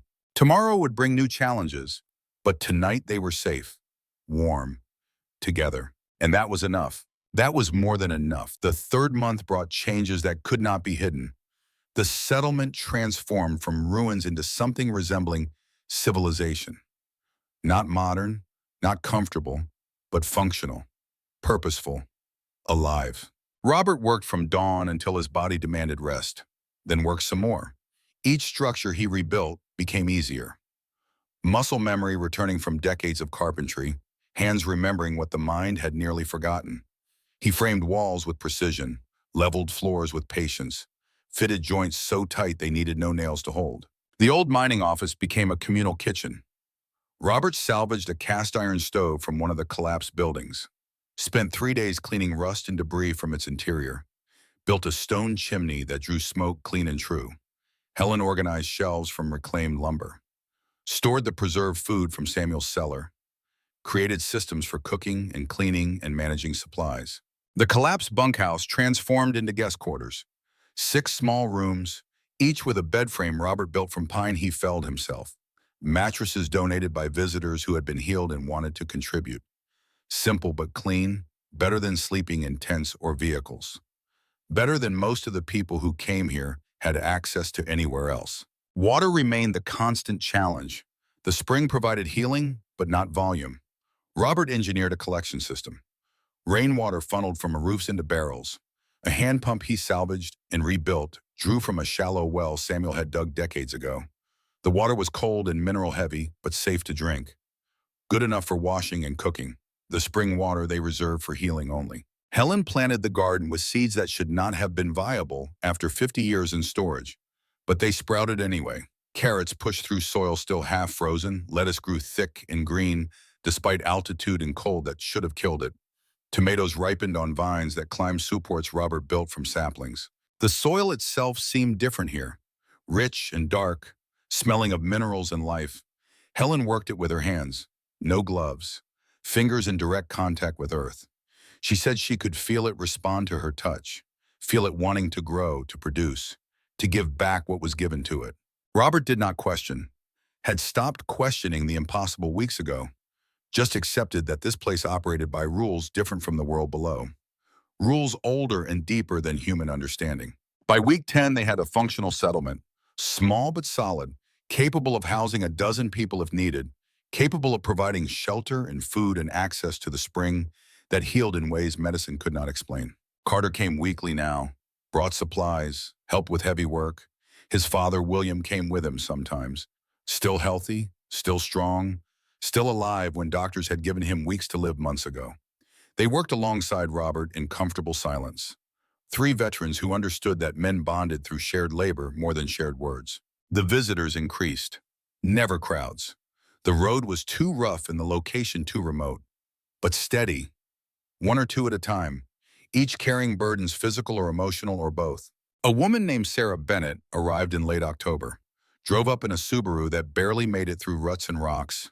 She was maybe 55, professional clothes under a hiking jacket, short gray hair, lines around her eyes that spoke of years spent squinting at problems that had no good solutions. She introduced herself as a doctor. Emergency medicine, 30 years in trauma centers, now on indefinite leave. Burned out, broken, looking for something she could not name. Robert offered her coffee. Helen offered her a place by the fire. Sarah sat and stared at flames for a long time before speaking. "I heard rumors," she finally said, "in town, at the medical supply store. People talking about miracle healings up here. I thought it was nonsense. New Age garbage or religious fraud. But I had nothing better to do, so I came to see for myself." "What do you think now that you're here?" Helen asked. "I think this place should not exist. That you two should not be alive. That everything I was told violates every principle of medicine I spent 3 decades learning." "Does that bother you?" Robert asked. "It should. It would have. But I'm too tired to care about principles anymore." She told them her story, not all at once, pieces scattered across hours. Her husband had died 2 years ago. Medical error, hospital-acquired infection, preventable with proper protocols. But protocols had not been followed. Staff was overworked, understaffed, making decisions at 3 in the morning after 16-hour shifts. Mistakes happened. Her husband had been the mistake. She had been on duty that night, had been the attending physician, had missed the signs until too late, had held him while he died from an infection she should have caught. She quit medicine the day after his funeral, sold their house, moved to Colorado to be close to mountains and silence, hiked alone, avoided people, waited for something that felt like meaning to return. It had not returned until she heard about Thunder Ridge. "Can I see it?" she asked. "The spring?" Robert and Helen walked her there. The path was worn now, dozens of feet walking the same route. Steam rose visible in autumn air. The pool reflected sky and trees. Surface absolutely still, despite the heat rising from its depths. Sarah knelt, tested the water temperature with her hand, pulled back quickly. "That's hot. Geothermal. Mineral content probably extraordinary." "Probably," Robert agreed. Has anyone tested it, analyzed the composition, documented the properties? No. Why not? Because the moment we document it officially, the moment we involve science and institutions and bureaucracy, this place stops being sanctuary and becomes resource, becomes something people fight over instead of something people come to for help. Sarah looked at him with new understanding. You've thought about this. I've read my grandfather's journal. He spent 30 years protecting this place from people who wanted to profit from it. I won't let that happen on my watch. Sarah stood, walked the perimeter of the spring, studying, assessing, her medical training evident in how she observed, looking for explanations, for rational causes, for something that fit the framework she had built her career around. I need to test something, she said. She removed her jacket, rolled up her sleeves, her hands were shaking. Tremor visible, even from distance. She held them out for Robert and Helen to see. Stress-induced, started after David died, gets worse when I'm tired or anxious or remember what I did. No medication helps. Physical therapy did nothing. It's permanent neurological damage from chronic cortisol elevation. She waded into the spring, sat down, submerged her hands beneath the surface, closed her eyes. Robert and Helen waited. 20 minutes passed. 30. The sun tracked across sky. Birds called from trees. Wind moved through pines. The mountain held its breath. Sarah emerged with tears on her face. But her hands were steady, perfectly steady. She held them in front of her face, turned them over, made fists, opened them. No tremor, no shake. Just normal human hands doing what hands were supposed to do. This is impossible, she whispered. You keep using that word, Helen said. Maybe it doesn't mean what you think it means. Sarah laughed, then cried, then sat on a rock and put her face in her now steady hands and wept like someone who had been holding grief inside for too long. Helen sat beside her, did not touch her, did not speak, just sat, present, witnessing. Sometimes that was all another person needed. When Sarah finally composed herself, she looked at Robert with scientist's eyes and believer's wonder fighting for dominance. I need to study this, she said. Document it properly, not for publication, not for profit, just to understand.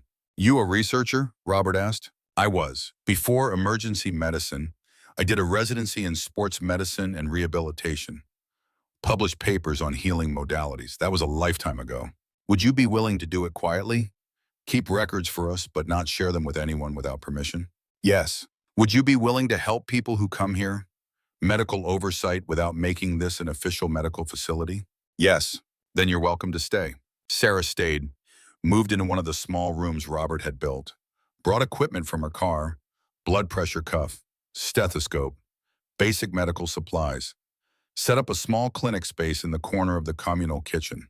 She began documenting it everyone who came. Names, conditions, treatments attempted before arriving, time spent at the spring, results observed, all handwritten in notebooks she kept locked in a metal box. Why handwritten? Helen asked. Because digital records can be hacked or subpoenaed or discovered. Paper can be hidden or destroyed if necessary. Your grandfather understood that, I do too. Over the next weeks, Sarah transformed from observer to participant. She helped Helen in the garden, assisted Robert with construction, sat with visitors who needed medical assessment or just someone to talk to. Her hands stayed steady, her purpose slowly rebuilt from wreckage. The visitors kept coming, each with their own story, each carrying burdens they had learned to live with because no alternative existed. A man named Joseph arrived in early November. Late 60s, walked with 2 canes, each step a negotiation with pain. Knees destroyed by 40 years of roofing work, climbing ladders, kneeling on slopes, carrying bundles of shingles that weighed more than they should. His body had paid the price. Bone on bone. Arthritis so severe he could not climb stairs without stopping every 3rd step, could not kneel to play with grandchildren, could not walk his wife through the park they had courted in 50 years ago. Surgery was an option, but recovery was 6 months minimum, and success not guaranteed at his age. So he lived with pain and limitation in the gradual narrowing of what his life could contain. He arrived skeptical, had tried every treatment, pills that destroyed his stomach, injections that worked for weeks then stopped, physical therapy that helped until it did not. He expected nothing from the spring, but his daughter had begged him to trim him, so he came. The first day, he could barely lower himself into the water. Sarah and Robert had to support him. The heat felt good. That was all. Just warmth. Nothing special. The second day, he walked to the spring with both canes but sat in the water for an hour. Let heat soak into joints that felt like broken glass grinding together. When he stood, something felt different. Not healed, just less broken. By the fifth day, he was walking with one cane. Slowly, carefully, testing each step, but walking, moving without the sharp catch that had defined every movement for years. By the 10th day, he stood from the water without assistance, took 3 steps, stopped, looked at his knees like they belonged to someone else, took 3 more steps, then 10, then walked a full circuit of the spring. He left his canes leaning against the spring's edge, told Robert to give them to someone who needed them, walked to his truck unaided, drove away with tears streaming down his face that he did not bother to wipe away. 2 weeks later, he sent a photo, him and his wife, walking in that park, the one from 50 years ago, holding hands like teenagers. The caption said simply, "Thank you." A woman named Grace arrived with her daughter in mid-November. The daughter was 8, born with a heart defect that doctors said would require monitoring for life. 3 surgeries before her 5th birthday. Chest scarred from incisions, living on medications that kept her alive but made her tired and weak and unable to run and play like other children. The pills had side effects: nausea, dizziness, mood swings that made a sweet child irritable and sad. Grace had watched her daughter's childhood stolen by a condition no one asked for and no one could fully fix. She had heard rumors, desperate whispered rumors from other parents in hospital waiting rooms, about a spring in the mountains, about miracles that medicine could not explain. She did not believe in miracles, but she believed in hope, and hope was all she had left. The girl's name was Emma, brown hair and braids, eyes too serious for 8 years old. She had learned early that life was fragile, that her body could betray her, that other children ran and played while she sat on benches and watched. She was afraid of the spring at first, the heat, the strangeness, the way steam made everything look like a dream or maybe a nightmare. The way these strange people in this strange place talked about water like it was magic. But Helen sat with her, did not rush her, did not force her, just sat on the rocks beside the pool and told her stories. About a mountain that protected people who needed protecting. About water that came from deep in the earth where old magic still lived. About how sometimes the impossible was just the possible that nobody had discovered yet. Emma listened, asked questions, smart questions. Why was the water hot? Where did it come from? Had anyone drowned in it? Helen answered honestly. Some things she knew, some things she did not. Some things were mysteries that might never be solved. On the 3rd day, Emma asked if she could touch the water. Helen helped her kneel at the edge. Emma dipped one finger, pulled back, tried again. Let her whole hand sink beneath the surface. "It feels alive," Emma whispered. "Maybe it is," Helen said. On the 4th day, Emma waded in, up to her knees, then her waist. Then she sat down and let water cover her to her shoulders. Grace watched from the rocks, hands clenched, breathing shallow, ready to pull her daughter out at first sign of distress. But Emma smiled, first real smile Grace had seen in months. The girl closed her eyes and floated. Just let the water hold her. Let heat soak into bones that had been cold with fear for too long. After 7 days, Emma's color improved. The bluish tinge around her lips faded. She started running, short distances at first, then longer. Playing tag with other children who had come to the settlement. Laughing, being 8 instead of being sick. Grace asked Sarah to examine her. Sarah brought out her portable equipment, listened to Emma's heart, took blood pressure, used the ultrasound she had carried up from her car. The defect was still there. The heart was still imperfect, but it was functioning better, stronger. The medications could be reduced, maybe eventually eliminated. Emma might never be completely normal, but she could be close. Close enough to have a childhood. Close enough to run and play and not be defined by what was wrong with her. Grace wept, offered money, everything she had, her car, her jewelry, anything. Robert refused, told her to take her daughter home and live, to let Emma be a child. That was payment enough. That was more than enough. When they left, Emma hugged Helen, whispered thank you in a voice still small but growing stronger. Grace hugged Robert, held on longer than was comfortable. like she was afraid letting go meant losing the miracle. How do I protect this? Grace asked. How do I make sure she stays healthy? You don't, Robert said. You can't control outcomes. Only effort. Love her, care for her, trust that whatever happens, you did everything possible. That's all any parent can do. Grace nodded, understanding that some gifts came with no guarantees, only gratitude and hope, and the determination to make the most of second chances. A young man named Marcus arrived in late November. 26 years old, Afghanistan veteran. IED blast had taken his hearing in his left ear and left him with traumatic brain injury, headaches that felt like his skull was splitting, memory problems, mood swings. The VA had tried everything. Nothing worked. He was on disability, living with his parents, feeling like a burden, feeling like his life had ended at 22 when that IED went off. He stayed 3 weeks. The headaches eased after the first week, disappeared after the second. By the third week, he was helping Robert build a new storage shed, working full days, laughing, present in ways he had not been since before the war. Sarah documented everything, filled 3 notebooks with careful observations, measurements, before and after assessments. She was building a database of the impossible, evidence that healing happened here in ways that contradicted everything she had been taught. What are you going to do with all this? Robert asked one evening. I don't know, Sarah admitted. Part of me wants to publish it, share it with the medical community. This could change everything we think we know about healing. And the other part? The other part knows that the moment this becomes public, you lose control. Researchers descend, media, government, corporations. They take this place apart trying to understand it. And in the process, they destroy what makes it work. So what do? I document, I witness, I help where I can, and I keep your secrets. Robert nodded. Sarah understood. Not everyone did. But she had been burned by institutions, had seen how bureaucracy destroyed the human element in medicine, had learned the hard way that good intentions paved roads to very specific destinations. By the end of November, they had helped 27 people. 27 lives changed. 27 witnesses to something beyond normal explanation. Each one had been sworn to silence. Each one had agreed to protect the source. Each one understood that this place existed because it was hidden, because it was protected, because it chose who found it.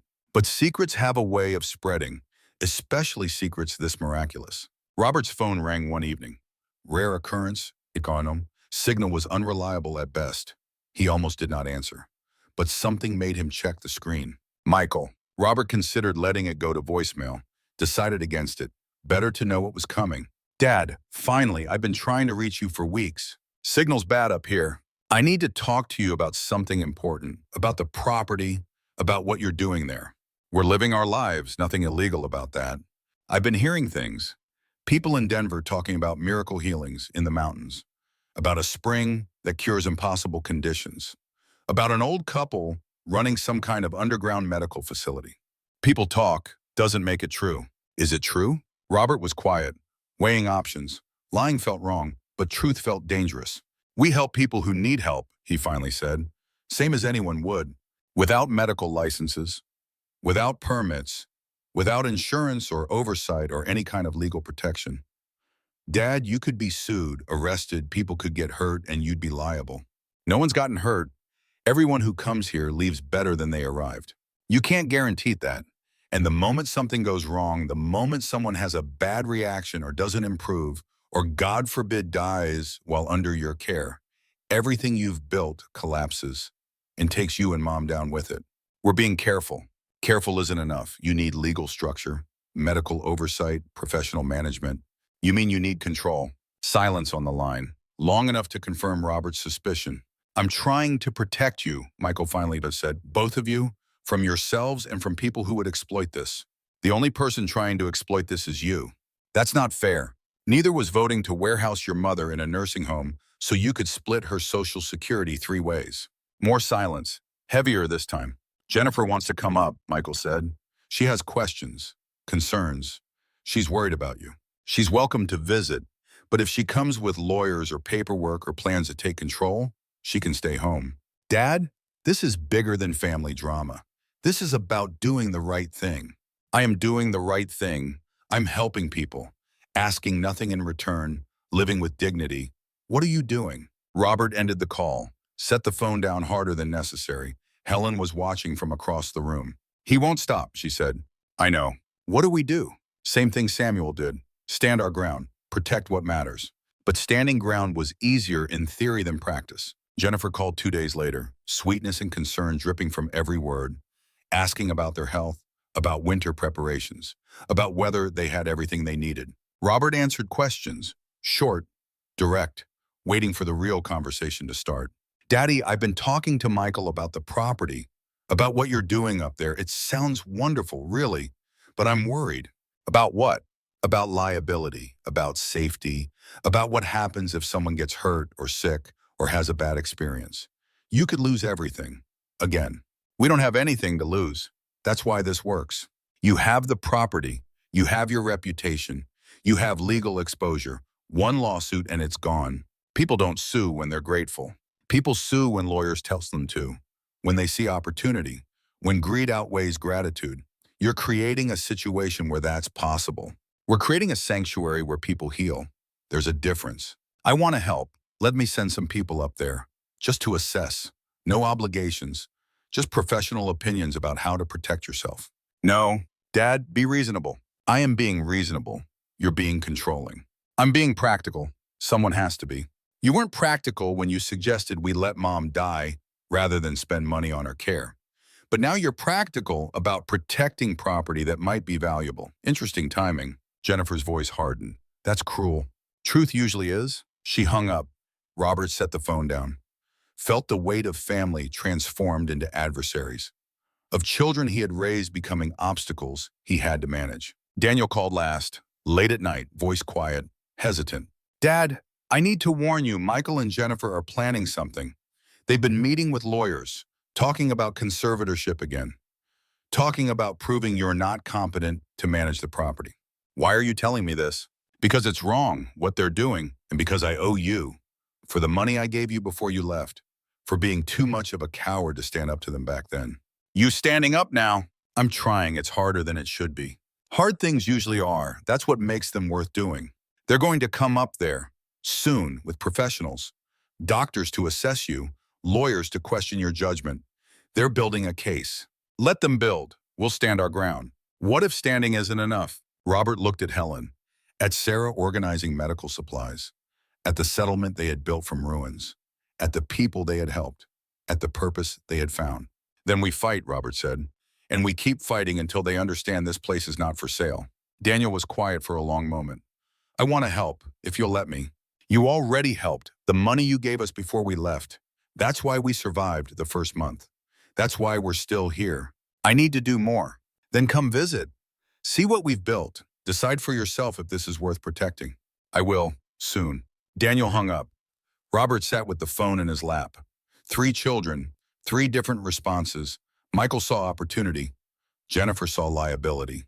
Daniel saw guilt that needed redemption. None of them saw what he and Helen saw. Sanctuary, purpose, home. December brought snow that did not stop. 2 feet in 3 days. Then another storm. Then another. The settlement became isolated, cut off from the world below. Roads impassable. Phone signal dead more often than not. But the isolation was protection. No one could visit. No one could threaten. No one could interfere. Just Robert and Helen and Sarah and the handful of people who had been there when the snow started and could not leave. They worked together, cut firewood, maintained buildings, kept the spring clear of snow and ice, cooked communal meals, told stories by firelight, built the kind of bonds that only form when people survive difficulty together. Sarah taught Robert basic medical skills, how to take blood pressure, how to assess injuries, how to recognize when someone needed more help than the spring could provide. Robert taught Sarah carpentry, how to frame walls, how to fit joints, how to build things that lasted. Helen taught both of them to cook with limited ingredients, to make bread from flour and water and patience, to stretch supplies, to find abundance in scarcity. They became family, not by blood, by choice, by shared purpose, by understanding that sometimes the people you choose are more loyal than the people you're born to. One evening in mid-December, Sarah received a text. Rare occurrence. Signal was nearly non-existent, but occasionally a message would break through. The text was from a colleague at the hospital where she used to work. Short, urgent. Heads up. Story about to break. Local news. Thunder Ridge Healing Spring. Someone talked. Be careful. Sarah showed Robert and Helen. It was only a matter of time, Robert said. What do we do? Helen asked. Same thing we've been doing. Help people who need help. Ignore people who want what we won't give. 2 days later, Carter brought newspapers when he managed to get through on snowmobile. The snow was deep enough to stop vehicles but not determined men on machines. He arrived with supplies and warning written on his face. Front page of the local section. Headline in bold black letters. Miracle Spring in Mountains draws desperate hope seekers. The article was careful, hedged with maybes and allegedly and according to sources. Written by someone who wanted the story but feared the lawsuit. But the essence was there. Every detail that mattered and some that did not. A spring in the Colorado Rockies at a place called Thunder Ridge. Elderly couple running an informal healing center. Dozens of people claiming impossible recoveries. Arthritis cured. Heart conditions improved. Pain that medicine could not touch simply vanishing after days in mineral water. Medical professionals quoted expressing skepticism. Doctors saying it was placebo effect, or natural remission, or coincidence blown out of proportion by desperate people seeing what they wanted to see. But also people interviewed who swore it was real. A veteran who could walk again. A woman who could use her hands. A child who could breathe. Names, details. Testimony that sounded credible even to skeptics. And then the warnings. Health department officials expressing concern about unlicensed medical treatment, safety issues, lack of oversight, the possibility of people forgoing legitimate medical care in favor of unproven alternative treatments, the legal gray area of offering healing without charging money. The article ended with directions. Not exact, but close enough. References to old mining roads and Thunder Ridge settlement. Enough for anyone with determination and a map to find their way. Sarah read it twice, hands shaking slightly. The tremor that had vanished after the spring returning just from stress. This changes everything, she said. How? Robert asked, though he already knew. People will come now. Not one or two at a time, not quietly through word of mouth. Crowds, desperate people who see this as their last chance. Media wanting to film, researchers wanting to study, government inspectors looking for violations. This place will be overrun. Then we limit access, turn people away if we have to. Can you do that? Can you look at someone dying and tell them they can't try? That they don't qualify? That someone else's need is greater? Robert did not have an answer because the truth was he could not, would not. Every person who came desperate and broken deserved a chance. That was the code Samuel had written. That was the promise Robert had made to himself. But Sarah was right. The secret was out. The protection of obscurity was gone. Everything was about to change. The first sign came 3 days later. Vehicles at the end of the access road, stopped by snow but trying anyway. 4-wheel drives buried to their axles, people abandoning their fires and hiking in, some in proper winter gear, some in street clothes and sneakers totally inadequate for mountain winter. All desperate, all hopeful, all convinced that if they could just reach the spring, their problems would be solved. Robert and Sarah hiked out to meet them with snowshoes and medical supplies. Found 6 people, shivering, exhausted, hypothermia setting in. One woman had frostbite forming on her fingers, black edges spreading. A man had twisted his ankle in a drift and was trying to walk on it anyway. All of them convinced their suffering would be worth it if the stories were true. Robert wanted to turn them around, send them home, tell them this was not a tourist attraction or a guaranteed cure. But looking at their faces, he saw his own desperation from months ago. Saw Helen dying in his arms. Saw himself carrying her to the spring because there was no other choice left. How could he deny them what had been freely given to him? Robert and Sarah brought them in, got them warm, treated the frostbite, stabilized the ankle, fed them soup that Helen had made from vegetables and preserved meat. Let them sleep by the fire until they stopped shaking. Then Sarah examined each one. Medical assessment, professional, thorough, determined who actually needed the spring versus who needed basic medical care and false hope punctured. 3 had legitimate chronic conditions that medicine had failed. Advanced arthritis in multiple joints, lung disease from years of smoking, followed by years of regret. Neurological damage from a stroke that left one side partially paralyzed. Robert led them to the spring, let them experience it for themselves, gave them the same chance he had been given. The other three were sent home once the weather cleared, told to see doctors, to try conventional medicine, to understand that the spring was not magic, was not guaranteed, was not a replacement for proper medical care, just a possibility, a chance, the same as anything else. They left disappointed but alive. That was something. That had to be enough. The next wave came a week later, larger, more determined, 12 people this time, then 15, then 20 in one day. Word was spreading faster than Robert could have imagined, faster than seemed possible in an age of skepticism and science. But desperation traveled faster than skepticism. Hope spread wider than doubt. People with nothing left to lose drove through snowstorms and hiked through drifts and risked everything for a chance at healing that conventional medicine had told them was impossible. Social media amplified the story. Facebook groups dedicated to alternative healing. Forums where people shared experiences and theories. YouTube videos claiming miracle cures. Instagram photos of the spring with filters that made it look more mystical than it was. The modern age's version of word of mouth, but with reach that extended to millions instead of dozens. Some came respectfully, following the rules, grateful for access, understanding that this was a gift, not a right.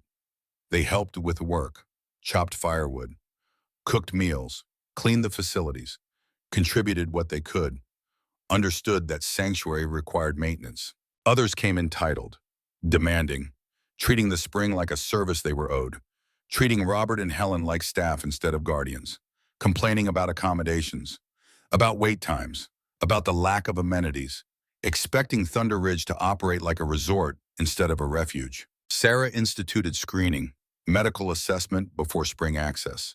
She set up a small clinic space in the communal kitchen, examined everyone who arrived, took medical histories, reviewed documentation, turned away anyone who did not have a documented condition, anyone who seemed more curious than desperate, anyone who wanted to bottle water or take samples or prove the phenomenon scientifically. It helped, but it was not enough. The sheer volume overwhelmed their capacity. Robert worked 18-hour days building more shelters, expanding capacity, trying to accommodate need that exceeded resources. Helen organized meal rotations, food preparation, supply management. She ran the settlement like the household she had managed for 40 years, efficient, organized, making limited resources stretch further than they should. But they were drowning. Slowly but surely, the place that had been sanctuary was becoming something else, something neither of them had wanted or planned for. Success that felt like failure because it changed the fundamental nature of what they had built. By late December, they were seeing 10 to 15 people a day. Too many for the small settlement to handle properly. Too many for Robert and Helen and Sarah to care for with the attention each person deserved. The place that had been sanctuary was becoming circus, becoming spectacle, becoming exactly what Samuel had warned against. Robert sat with Samuel's journal one evening while chaos swirled outside, found an entry he had missed before. Year 15, 1969. The word is out despite my best efforts. People arriving daily, some worthy, many not. I try to screen them, to send away those who don't truly need it. But how do I judge? How do I decide who deserves healing and who doesn't? I can't. So I let the mountain decide. Those who approach with pure hearts find relief. Those who approach with selfish intent find nothing. Or worse, the mountain knows. The mountain always knows. But the crowds are destroying this place, trampling vegetation, leaving trash, treating sacred ground like a tourist attraction. I built fences, posted signs. Nothing works. I pray for winter, for snow deep enough to close the roads, for isolation to return, for protection from the very people I'm trying to help. Robert understood, felt the same desperation, the same conflict. How do you protect a miracle from the people who need it? He did not have an answer. Then came the letter, delivered by courier who somehow made it through on snowmobile. Official, legal, threatening in the way only government documents can be. The envelope was thick, the letterhead imposing. County Health Department. Notice of investigation and compliance order. Robert opened it with Helen and Sarah watching. Read through pages of bureaucratic language that boiled down to simple threat. Stop what you are doing or we will stop you. Allegations of operating an unlicensed medical facility, practicing medicine without proper credentials or oversight, creating public health hazards through inadequate sanitation and safety protocols, endangering vulnerable populations by offering unproven treatments, multiple violations of state health codes cited with reference numbers and statute citations. The letter demanded immediate cessation of all healing activities, required submission of detailed records of everyone treated, mandated inspection of facilities and water sources, imposed fines totaling $50,000 for violations already committed, scheduled a compliance hearing for January 15th, where Robert and Helen would need to appear and show cause why the facility should not be permanently closed and the property seized. Sarah read it with the expertise of someone who had dealt with regulatory bureaucracy for decades, who understood the language, who knew what the threats meant and how serious they were. "This is very serious," she said, her voice carrying weight of professional assessment. "They can shut you down immediately, can seize the property under public health emergency provisions, can file criminal charges if they want to make an example. Practicing medicine without a license in Colorado is a Class 5 felony, up to 3 years in prison." "Let them try," Robert said, but his voice lacked the conviction his words claimed. "Robert, they will win. You are operating outside every regulation that exists. You have no permits, no licenses, no insurance, no documented safety protocols, no legal structure whatsoever. From their perspective, you're running an illegal medical facility. They don't care that people are being healed. They care that you're violating laws designed to protect public health." "People are being healed," Robert repeated. "That should count for something." "It doesn't. Not in regulatory hearings, not in court. All that matters is compliance with statute, and you're not compliant with anything." Helen spoke for the first time since Robert opened the letter. "What are our options?" Sarah laid out the reality.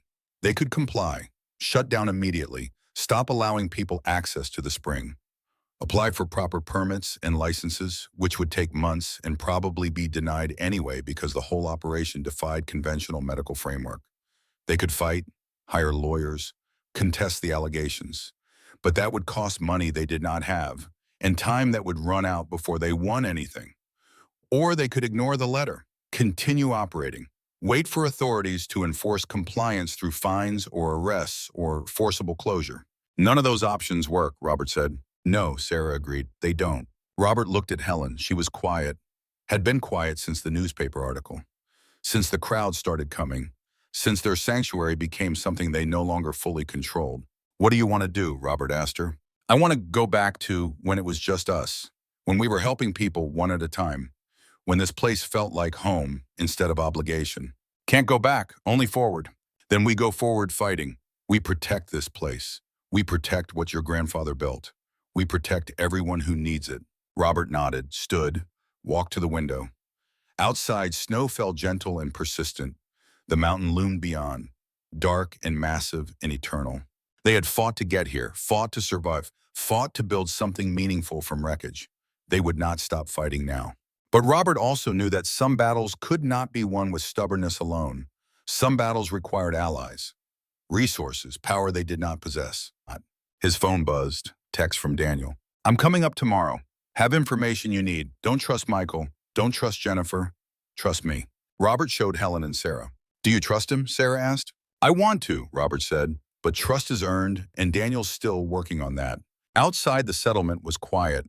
The visitors had settled for the night. The spring steamed beyond the window. The mountain watched, waiting, testing, deciding who was worthy of protection and who needed to be taught humility.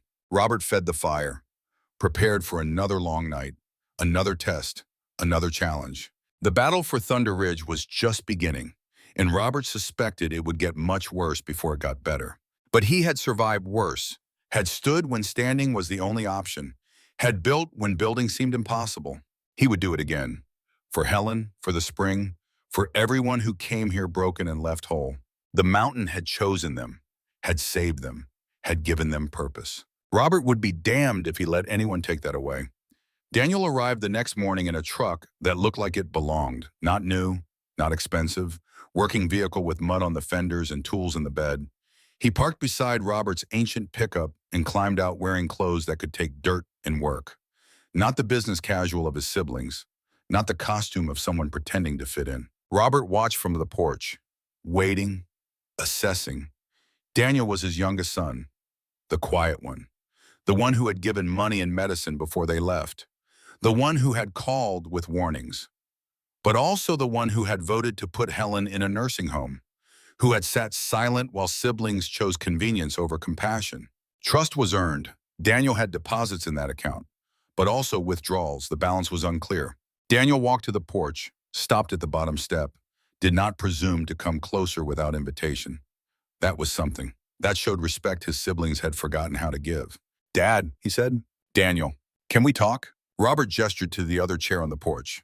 Daniel climbed the steps, sat. For a long moment, neither spoke. Just two men watching morning light move across snow and mountain. Sometimes silence said more than words. "Michael and Jennifer are coming," Daniel finally said. "Tomorrow or the day after. Roads are clearing. They're bringing lawyers, medical professionals, people to assess your competency, building a case for conservatorship. You told me that on the phone. There's more. They've partnered with a company, development firm out of Denver, Sentinel something. They specialize in wellness resorts, luxury healing centers for rich people with chronic conditions." Robert's hands tightened on the chair arms. "They're planning to sell, not sell, develop, turn this into a destination spa, high-end accommodations, medical staff, professional management, charge $5,000 a week for access to the spring. Split profits 3 ways between them and the company. Did you agree to this?" Daniel looked at his father. Eye contact steady. "I told them no, told them it was wrong, told them you and Mom built this place, and they had no right to take it. They said I could be part of it or not. My choice. But it was happening either way. So you chose not to be part of it. I chose to warn you, give you time to prepare, that's all I can do." "Is it?" The question hung between them. Challenge and invitation both. Daniel could have stayed neutral, could have sat on the fence and watched events unfold. Instead, he drove through snow to warn parents he had abandoned once already. That counted for something. Maybe not enough, but something. Helen appeared in his doorway. She had heard the conversation, heard Daniel's warning. She looked at her youngest son with eyes that had once been clouded with illness and resignation, now clear and sharp and assessing. "Thank you for coming," she said. Daniel stood, faced his mother. "I should have come before, should have stood up for you when it mattered. I was weak." "You were scared," Helen corrected. "Fear makes people do things they regret. The question is what you do after, whether you stay scared or find courage." "I'm trying to find it now." "Then help us, not with warnings, with action." Daniel nodded. "What do you need?" Over the next hours, Robert and Sarah and Helen explained the situation. The health department investigation, the regulatory threats, the crowds overwhelming their capacity, the delicate balance between helping people and protecting the spring from exploitation, the impossibility of their position. Daniel listened, asked questions, made notes in a small, leather-bound notebook he carried. His training as an architect showed in how he approached problems. Systematic, methodical, looking for structural solutions to complex challenges. "You need legal protection," he said, "a framework that lets you control access while satisfying regulatory requirements." "How?" Sarah asked. "Everything we do violates some regulation. We're not licensed, not insured, not operating within any recognized medical or therapeutic framework. Then we create a new framework. Nonprofit organization, religious or spiritual exemption, private property with controlled access. There are ways to structure this that protect you legally." "That takes time," Robert said, "and money, neither of which we have." "I have money, and I know lawyers who specialize in this kind of thing.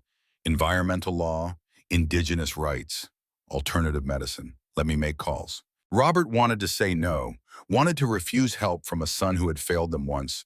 But pride was a luxury he could not afford, not with everything at stake. "Make your calls," Robert said. Daniel spent the afternoon on his phone, walking the settlement, talking to lawyers and consultants and people who understood how to navigate the gray areas between regulation and innovation.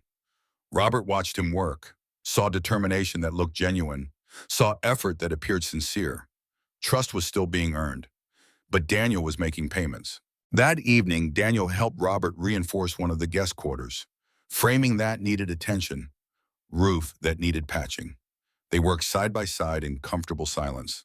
Father and son, hands doing what words could not, building something together, creating through shared labor.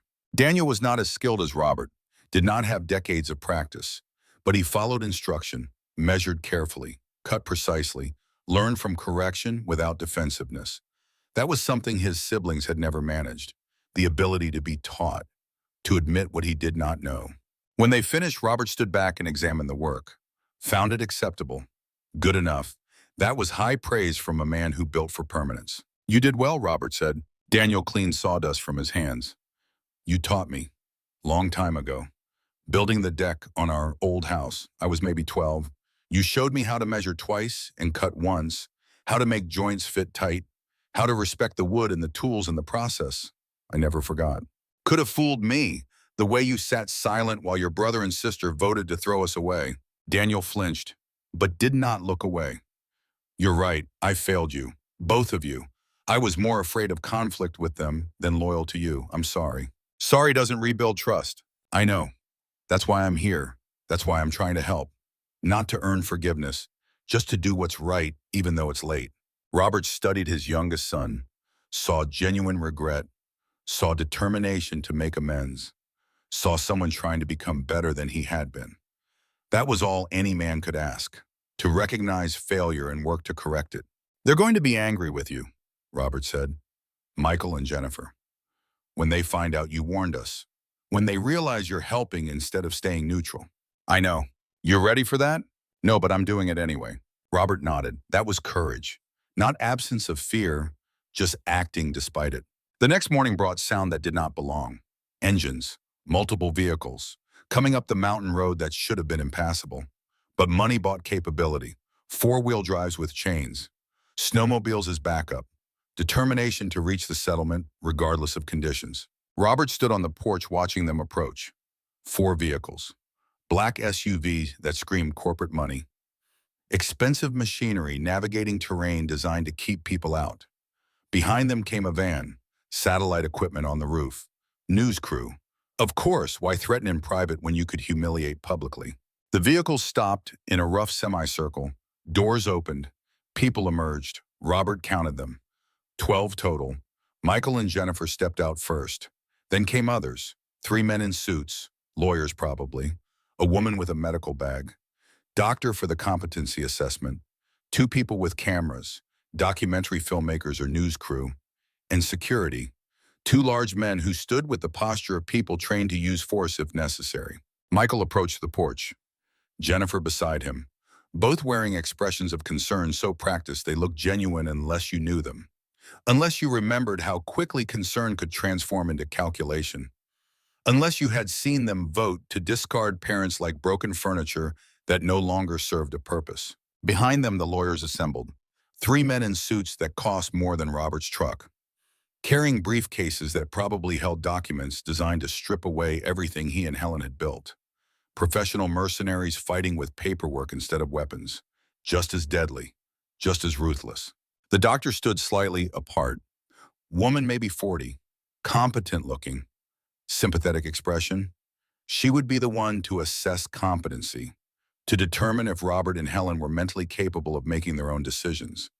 Based on what criteria Robert could only guess. Probably questions designed to have no right answers. Tests that measured conformity instead of capability. Dad, Michael said, his voice carrying across snow like he was delivering prepared remarks to shareholders. We need to talk about the future, about protecting what you've built here. About how you're going to steal this place? Robert did not move from the porch. Did not descend to their level. Kept high ground literally and figuratively. Daniel told me everything about Sentinel development, about turning this into luxury resort, about splitting profits 3 ways. Michael shot a look at the truck Daniel had arrived in, saw his younger brother standing beside Sarah near the communal kitchen. Betrayal and anger flashed across Michael's face before the professional mask returned. But in that moment, Robert saw truth, saw that Michael had never expected resistance from within, had assumed family loyalty would outweigh conscience, had miscalculated badly. Daniel doesn't understand the complexity of the situation, Michael said. Each word measured, controlled, the voice of someone used to boardrooms and negotiations. He sees this emotionally. We're looking at it practically, objectively, what's best for everyone long term. Everyone meaning you and Jennifer and whoever you've partnered with. Not everyone who comes here desperate. Not everyone we've helped. Everyone who matters to you. That's not fair, Jennifer interjected, stepping forward, playing her role as concerned daughter. We're worried about you, about Mom. Running this place is too much. You're not young anymore. Winter is brutal. Medical emergencies happen. What if something goes wrong? What if one of you gets hurt and there's no help for miles? Helen had been listening from inside, waiting for the right moment. She pushed open the door now and stepped onto the porch, moving with strength that should not exist in someone who had been dying months ago. Looking at her daughter with eyes that saw through performance to motive beneath. You voted to put me in a nursing home, Helen said, her voice quiet but carrying weight. Told me it was for my own good. Told me you cared about my welfare, but you never visited when I was in the hospital. Never called to check if I was actually okay. Never sent flowers or cards or any sign that you remembered I existed. Now you show up with lawyers and cameras and talk about concern. Forgive me if I don't believe you. Jennifer's mask slipped, just for a moment. Annoyance breaking through concern. Flash of anger at being called out publicly. At having her performance critiqued. But she recovered quickly. Smoothed her expression back to neutral sympathy. That was different. That was before we understood what was happening here. Before we realized the potential. Before we knew you were actually thriving instead of just surviving. The potential to profit, Robert said, making it statement, not question. You didn't care when we were broken. Didn't care when we were desperate. Didn't care when we needed family most. But now that we've built something valuable, suddenly you're concerned. Suddenly you're involved. Suddenly we matter again. We always cared, Michael said. But the words sounded hollow, rehearsed. The kind of thing people say because it needs saying, not because it's true. We made mistakes. I admit that. The nursing home vote was wrong. We should have found another way. But this is different. This is about protecting you from legal exposure, from regulatory action, from criminal charges. One of the lawyers stepped forward on cue, expensive suit, confident bearing. Man used to winning arguments through volume and vocabulary and the weight of institutional authority. His name was Jonathan Hayes, according to the business card he tried to hand Robert. Robert did not take it, let the card fall into snow. Small gesture, but meaningful. Hayes continued undeterred, professional, practiced. Mr. and Mrs. Carver, I represent your children's interests in this matter. They've asked me to present you with some options that we believe serve everyone's best interests. He opened his briefcase with theatrical precision, pulled out documents, thick stacks bound with clips and tabs in the bureaucratic weight of legal language designed to intimidate and confuse. Each page probably cost $200 to prepare. Each clause probably contained traps invisible to anyone without law degree. Option 1, Hayes began, voice carrying like he was addressing a courtroom instead of two elderly people on a porch. You voluntarily transfer management authority to a conservatorship structure. Your children would oversee operations through a family trust, make decisions in your best interests, ensure compliance with regulations, protect you from legal liability. You would retain residence rights but relinquish operational control. Not interested, Robert said. Hayes continued like Robert had not spoken. Option 2, you agree to partnership with Sentinel Development Corporation. They provide capital investment and operational expertise, build proper facilities that meet code, hire licensed medical staff, market appropriately to clientele who can afford premium wellness services. You receive 10% of net profits and lifetime residence rights with full support services. Still no. Option 3 involves involuntary conservatorship proceedings. We file petition with county court. Present evidence that you're not capable of managing this property safely or legally, that you're endangering yourselves and others through negligence and poor judgment. Medical professionals assess your mental competency, judge reviews evidence, and makes determination. If court rules in our favor, which precedent suggests is likely, you lose control regardless of your wishes. The threat hung in cold air like visible fog, polite, professional, absolutely ruthless. The kind of power play that worked because most people folded. Most people did not have the strength or resources or stubbornness to fight institutional authority backed by money and lawyers. Are you threatening us? Helen asked. Hayes smiled, the kind of smile that said he had been asked this question 1,000 times and had rehearsed the answer. I'm presenting options, informing you of legal realities. The choice is yours. But understand that operating an unlicensed medical facility is a serious crime under Colorado law. People have been imprisoned for less, fined into bankruptcy, lost in everything. We're trying to find a solution that protects everyone, that allows this place to continue helping people, just under proper legal framework with appropriate oversight. Sarah stepped forward from where she had been standing with Daniel. She had been quiet until now, observing, assessing, waiting for the right moment. Now she played the card she had been holding. I'm Dr. Sarah Bennett, she said, each word precise, professional, board-certified emergency physician with 30 years experience. I've been documenting everything that happens here. Medical assessments of every visitor, treatment protocols, outcomes, full medical histories before and after. I can testify under oath that nothing illegal is occurring. People come here voluntarily. Receive no medical treatment from us, just access to natural mineral water and thermal spring. No different than any hot spring or spa in the state. We make no medical claims, charge no fees, provide no services that require licensing. Hayes had been waiting for this. Robert could see it in his eyes. The prepared response, the counter-argument already loaded and ready to fire. And yet claims are being made, Hayes said, pulling out his own documentation, newspaper articles, social media printouts, testimonials, miracle healings, cures for impossible conditions, arthritis reversed, heart defects improved, cancer patients showing remission. If it's just a hot spring, why are people driving hundreds of miles in winter? Where are there testimonials about conditions cured that medicine could not touch?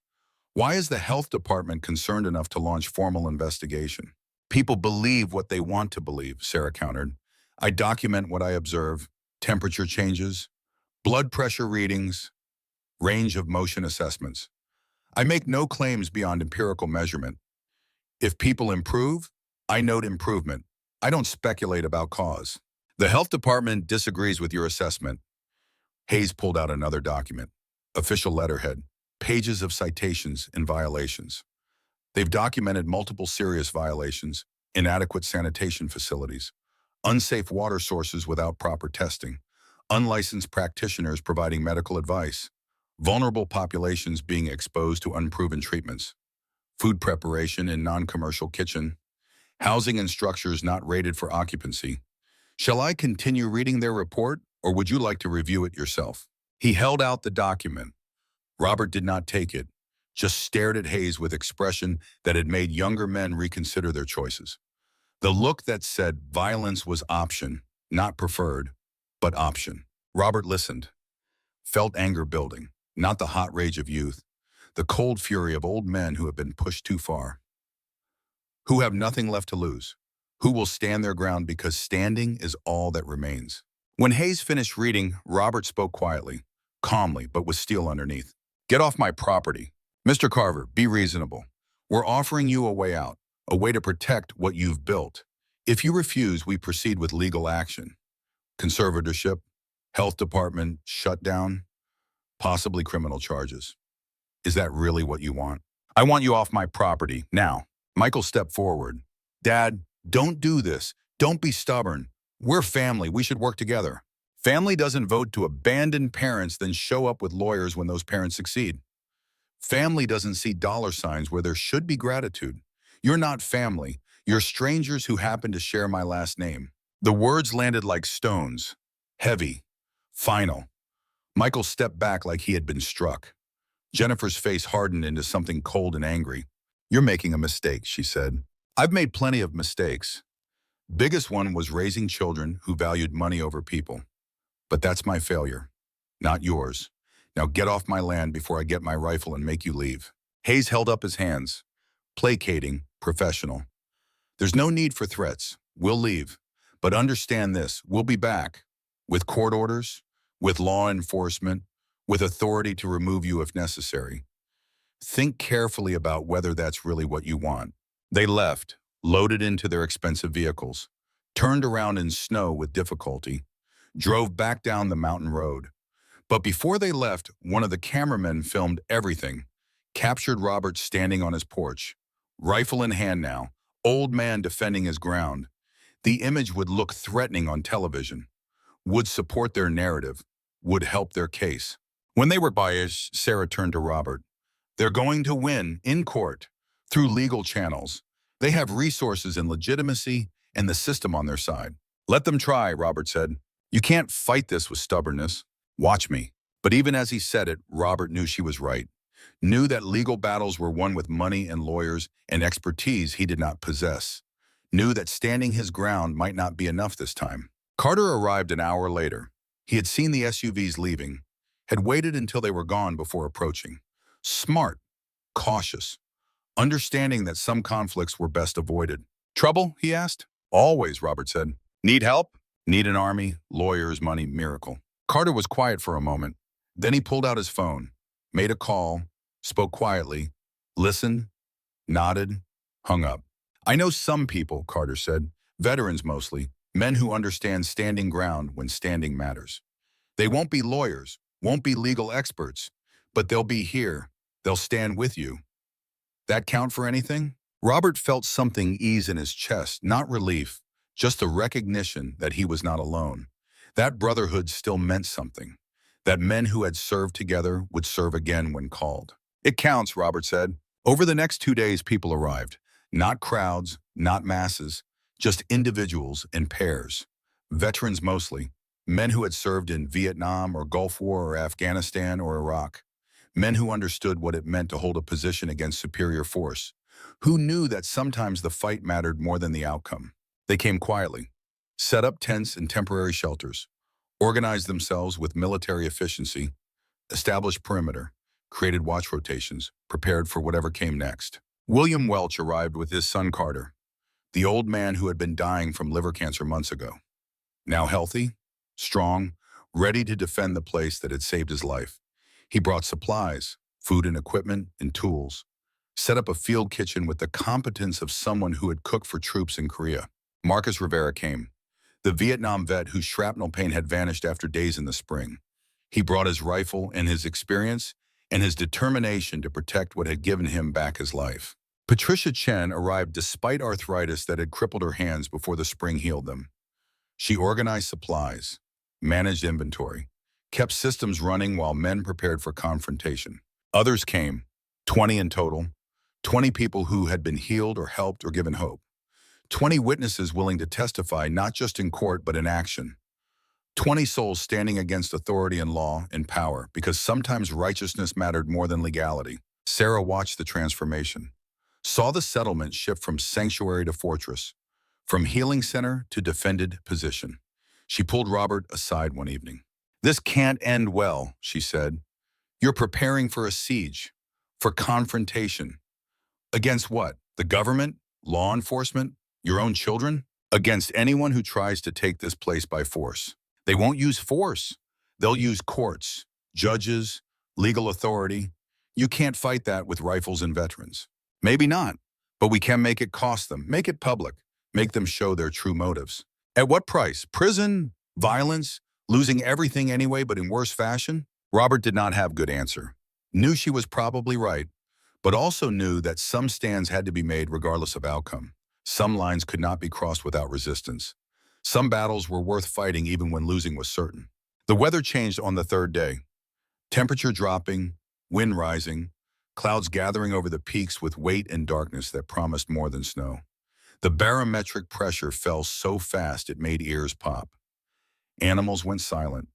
Birds disappeared. The mountain itself seemed to hold its breath. Sarah checked her weather app, stared at the screen with growing concern.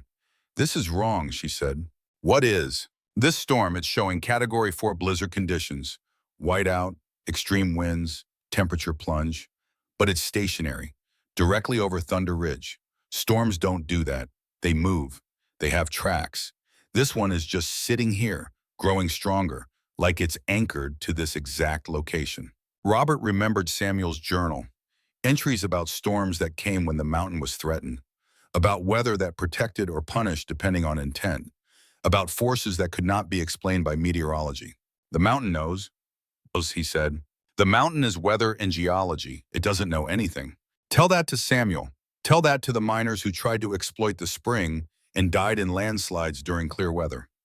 Tell that to anyone who has lived here long enough to see patterns. Sarah wanted to argue, wanted to insist on rational explanation, but she had seen too much here that defied explanation, had experienced healing that violated every principle of medicine she knew, had watched impossible become routine. The storm hit at dusk, not gradual, not building, just instant transition from calm to chaos, wind that went from breeze to gale in minutes. Snow that fell so thick visibility dropped to arm's length, temperature that plunged 30 degrees in an hour. The veterans secured the settlement, tied down anything that could blow away, reinforced shelters, moved supplies under cover, worked with efficiency born of experience in harsh conditions. By the time full darkness fell, they were ready. Robert stood at his window watching storm rage, Helen beside him, both of them remembering the night they arrived, the night she stopped breathing, the night he carried her to the spring and found salvation. That storm had seemed natural, random. This one felt different, felt purposeful, felt like the mountain was drawing a line. No one's coming through that, Helen said. No one's leaving either. Are we prisoners? We're protected. The storm continued through the night, through the next day, through another night. No one could travel. No vehicles moved. The outside world ceased to exist beyond wall of white and wind. On the third day of the storm, Robert made a decision. Something Sarah had said weeks ago about Samuel's journal, about maps to other springs, about the settlement having secrets still undiscovered. He had not had time to explore, had been too busy surviving, too focused on immediate needs. But trapped by weather with nothing else to do, he pulled out the journal, read passages he had skimmed before from found references to a chamber, to a place Samuel had sealed, to warnings about what lay beneath. The map showed location, northwest of the main cabin, past the spring, into area of settlement Robert had not yet explored because it was unstable, dangerous, but also potentially important. He gathered Carter and Marcus, 3 veterans, 3 men who understood risk assessment and calculated danger, told them what he wanted to do. That building collapsed 40 years ago, Carter said. Could be nothing left. Could be death trap. Could be answers, Robert said. They went at midday when light was best, fighting through snow that had drifted 8 feet deep in places, visibility maybe 20 feet in the blizzard. They roped together for safety, military procedure adapted to civilian need. The collapsed building was worse than expected. Roof completely gone, walls leaning at angles that defied physics. But underneath, Robert found what Samuel's map indicated, entrance to a cellar. Different from the one he had already explored, deeper, more hidden. The wooden door was buried under debris and snow. It took 2 hours to clear enough to access. The hinges had rusted through. Robert had to break the door apart to get through. Carter descended first, rope secured around his waist, flashlight cutting through darkness that felt thick enough to touch. His voice echoed up. There's a chamber down here. Stone walls, looks stable, and something else. You need to see this. Robert descended. Marcus followed. The chamber was maybe 15 feet by 20, carved from rock. Not natural cave, man-made, intentional. The walls were smooth, the ceiling arched, work that took time and skill. But what caught Robert's attention was in the center. A skeleton, human, laid out carefully, not dumped or discarded, arranged with respect, bones intact, clothing rotted to fragments but still identifiable as mining gear from mid-century. Beside the skeleton was a metal box, sealed with wax. Robert knelt, opened it carefully. Inside were papers, a journal similar to Samuel's but in different handwriting, personal effects, a pocket watch, a wedding ring, and a letter addressed to whoever found this. Robert read the letter by flashlight. The handwriting was shaky, desperate, written by someone who knew death was coming. The letter was from William Morrison, Samuel's partner in the original mining claim, the man who had helped discover the spring, who had wanted to profit from it, who had argued with Samuel about selling access, about bottling the water, about getting rich. Morrison wrote that he had tried to take the water by force, had planned to haul barrels down mountain while Samuel slept, had filled containers and loaded a wagon. But the mountain had responded. Landslide from nowhere, equipment destroyed, escape route blocked. He had been trapped in this chamber, injured, dying, water from the spring in his canteen but not helping. The letter explained why. The water had to be taken freely, had to be given willingly by those who understood its purpose. Stolen water had no power. Taken by force, it became just water, hot and mineral-rich, but not healing, not miraculous, just liquid. Morrison had died slowly in this chamber, sealed himself in rather than try to escape and risk leading others here. Left this letter as warning, as testimony, as proof that the mountain chose, that greed was punished, that some gifts could not be stolen, only received. Robert read the letter 3 times. Understanding dawning cold and certain. The spring healed those who came with need, protected itself from those who came with greed. Michael and Jennifer and their lawyers and their development plans would fail. Not because Robert stopped them, because the mountain would not allow it. But the cost might be terrible. Morrison had died alone in darkness. Others might die too if they pushed hard enough. If they refused to understand that some things were sacred, that some places demanded respect. Robert took the journal and letter, left the skeleton undisturbed. Morrison had chosen this as his tomb. Robert would honor that choice, sealed the chamber again as much as possible, climbed out with Carter and Marcus, made their way back through the storm. That evening, he showed Helen and Sarah what he had found, read Morrison's letter aloud, watched understanding spread across their faces. The mountain protects itself, Sarah said, not question. Statement. Always has, Robert agreed. What happens when Michael and Jennifer come back? When they bring court orders and law enforcement and force their way in? The mountain decides. That's not an answer.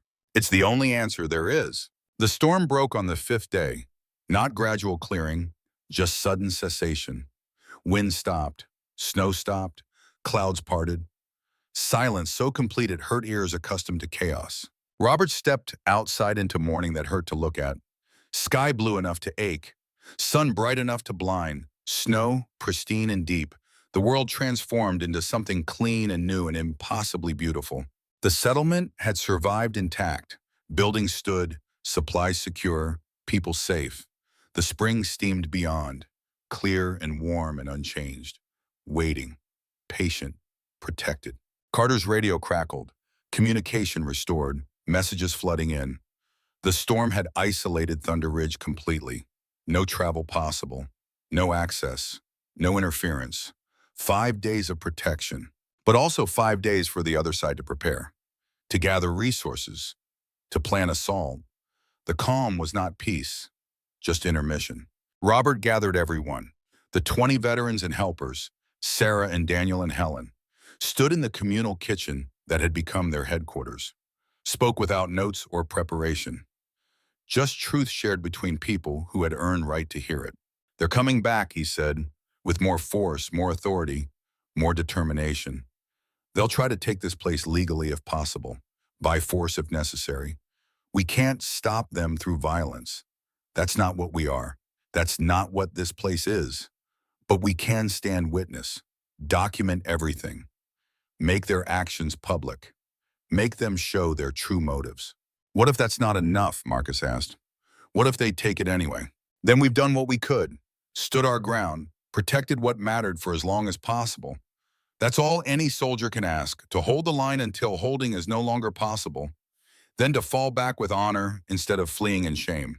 The veterans nodded, understood, had lived that reality in different wars on different continents, knew that some positions could not be held forever, only held as long as courage allowed. Daniel stood, I'll testify, against Michael and Jennifer, in court, publicly. I'll tell them what they're planning, why they're doing this. It might hurt my relationship with them permanently, but it's the right thing. It will hurt your relationship, Robert said. Make no mistake, they'll never forgive you. I can live with their anger. Can't live with my own cowardice. Not again. Robert looked at his youngest son, saw man standing where boy had been, saw courage earned through regret and determination to be better. Saw family not by blood but by choice. Then we fight, Robert said, not with weapons, with truth, with testimony, with every person we've helped standing up to say this place matters, this place works, this place deserves protection.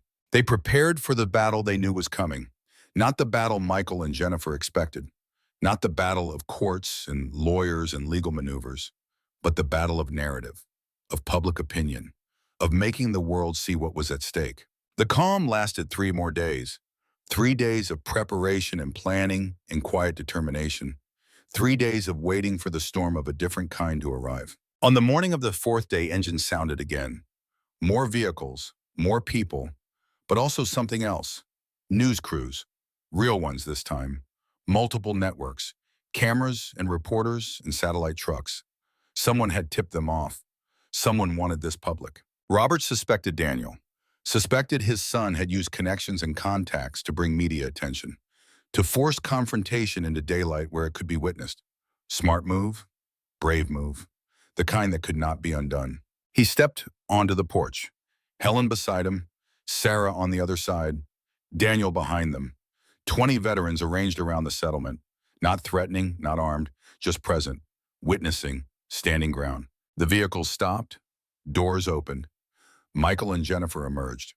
More lawyers, more professionals, but also law enforcement this time.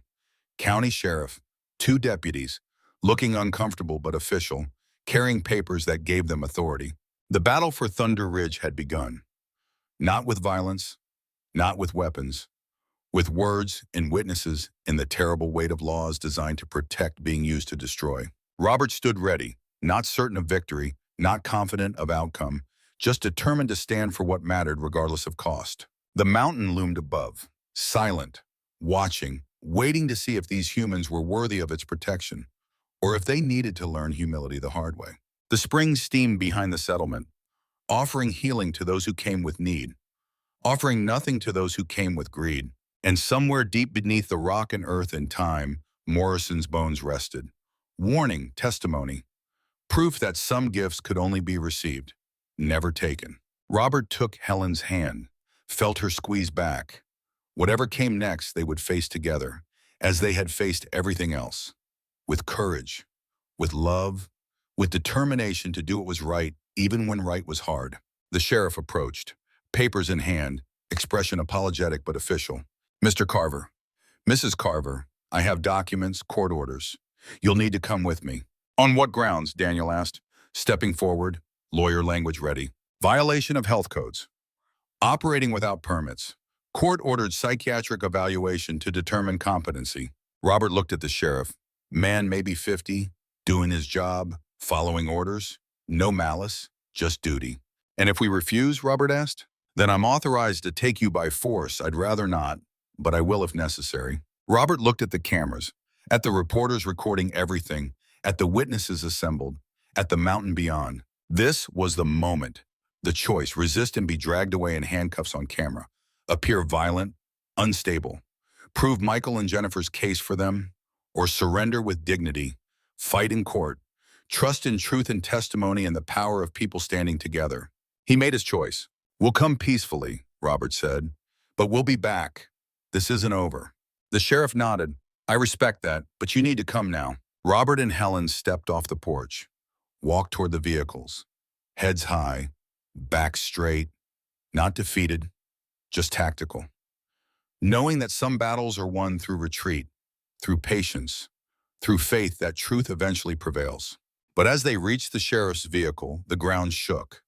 Not earthquake, not landslide, just tremor, subtle, brief, enough to make everyone stop, look around, wonder. The mountain had spoken, warning or promise, threat or protection. No one could say, but everyone felt it. The reminder that Thunder Ridge operated by rules older than law, by forces deeper than authority, by power that could not be arrested or regulated or controlled. Robert looked back at the settlement, at the spring, at the people who had come to defend it, at the home he and Helen had built from nothing.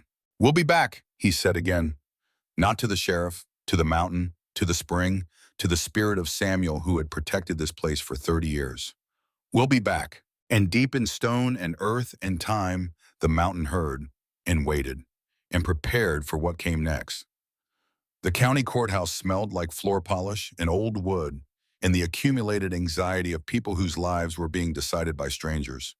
Robert sat in the hallway outside the courtroom, waiting to be called, Helen beside him, Sarah on the other side, Daniel pacing near the window like a caged animal looking for escape. They had been released after 2 days of what the county called assessment, psychiatric evaluation, competency testing. Questions designed to determine if two elderly people were capable of making rational decisions about their own lives. The doctor had been professional, thorough, had asked about their medical history and current conditions and why they chose to live isolated in the mountains. Robert had answered honestly, told her they had nowhere else to go, that the medical establishment had failed Helen, that conventional treatment had offered no hope, that desperation had led them to Thunder Ridge and miracle had kept them there. The doctor had written everything down, made no judgments during the interview, just documented. Robert had no idea what her report would say, whether she would declare them competent or recommend conservatorship, whether their fate would be decided by bureaucracy or humanity. The waiting was worse than combat. In war, you knew your enemy, knew the stakes, knew that action determined outcome. Here, everything was process and procedure and power wielded by people who did not know them, who saw only paperwork and regulations and liability concerns. Michael and Jennifer sat on the opposite side of the hallway, surrounded by their lawyers, not looking at their parents, not acknowledging their presence, just waiting for the hearing to begin so they could present their case, so they could prove that the people who raised them were no longer capable of caring for themselves. The courtroom doors opened. A clerk called their names: Robert Carver, Helen Carver, conservatorship hearing, Judge Patricia Moreno presiding. They filed in. The courtroom was smaller than Robert expected, maybe 30 feet by 40. Wood paneling on the walls. The seal of Colorado mounted behind the bench. Fluorescent lights that made everything look slightly sick. A dozen people in the gallery. News reporters, probably. Witnesses waiting to testify. Strangers who would watch a family destroy itself in the name of good intentions. Judge Moreno entered from a door behind the bench. Woman maybe 60, gray hair pulled back severe, reading glasses on a chain around her neck, expression that gave away nothing. She settled into her chair and surveyed the courtroom with eyes that had seen every kind of human failure and few surprises. This is a hearing to determine the necessity of conservatorship for Robert James Carver and Helen Marie Carver, she began, voice carrying authority without volume. The petition has been filed by their children Michael Carver and Jennifer Carver Price. Let's proceed. Michael's lawyer stood, Jonathan Hayes, expensive suit, confident bearing. He began laying out the case with the efficiency of someone who had done this many times before. Elderly parents, isolated living conditions, operating outside regulatory framework, making decisions that expose them to legal liability and physical danger, medical conditions that required oversight, evidence of impaired judgment. He called the doctor who had evaluated them. She took the stand, testified that both Robert and Helen showed signs of cognitive decline typical for their age, memory lapses, difficulty with complex reasoning, tendency toward rigid thinking and paranoid ideation. In her professional opinion, they would benefit from supervised care and assistance with major life decisions. Robert listened to himself being described as mentally deficient, as someone who could not be trusted to make rational choices. Every symptom the doctor listed was normal aging, forgetting a word occasionally, taking longer to solve problems, being skeptical of authority. Nothing that actually impaired function, just evidence of being 68 instead of 38. Hayes called a health inspector next, the man who had written the violation report. He testified about unsafe conditions at Thunder Ridge, inadequate sanitation, untested water sources, housing that did not meet code, food preparation in non-commercial kitchen, all violations of state health regulations designed to protect public safety. And in your professional opinion, Hayes asked, does this facility pose a danger to the people who visit it? It poses multiple dangers, the inspector said. Risk of waterborne illness from untested spring water, risk of structural collapse from buildings not rated for occupancy, risk of food poisoning from improper food handling, risk of hypothermia from inadequate heating. The list is extensive. Hayes presented photographs. The settlement looking worse than it was, Angles chosen to emphasize decay rather than repair. Buildings that Robert had stabilized made to look one strong wind from collapse. The spring photographed to look murky and questionable instead of clear and pristine. Evidence mounted. Testimony accumulated. The case built brick by brick. Two elderly people living beyond their capacity, making choices that endangered themselves and others, needing intervention for their own protection and the protection of the vulnerable people who trusted them. Then Hayes played his final card. Video testimony from someone who had visited Thunder Ridge and left disappointed. A woman, maybe 40, expensive clothes, professional appearance. She had driven 8 hours to reach the settlement because her brother had pancreatic cancer and conventional treatment had failed. She had been desperate, willing to try anything. The spring had not helped. Her brother had died 3 weeks after the visit. She blamed Robert and Helen, said they had given false hope, had allowed her to believe miracle was possible when reality was death. Had she taken her brother to proper hospice instead of wasting time at Thunder Ridge, maybe his last weeks would have been more comfortable. The video ended. The courtroom was silent. Even Hayes seemed to understand he had crossed a line, had weaponized grief against people who had tried to help. But the damage was done.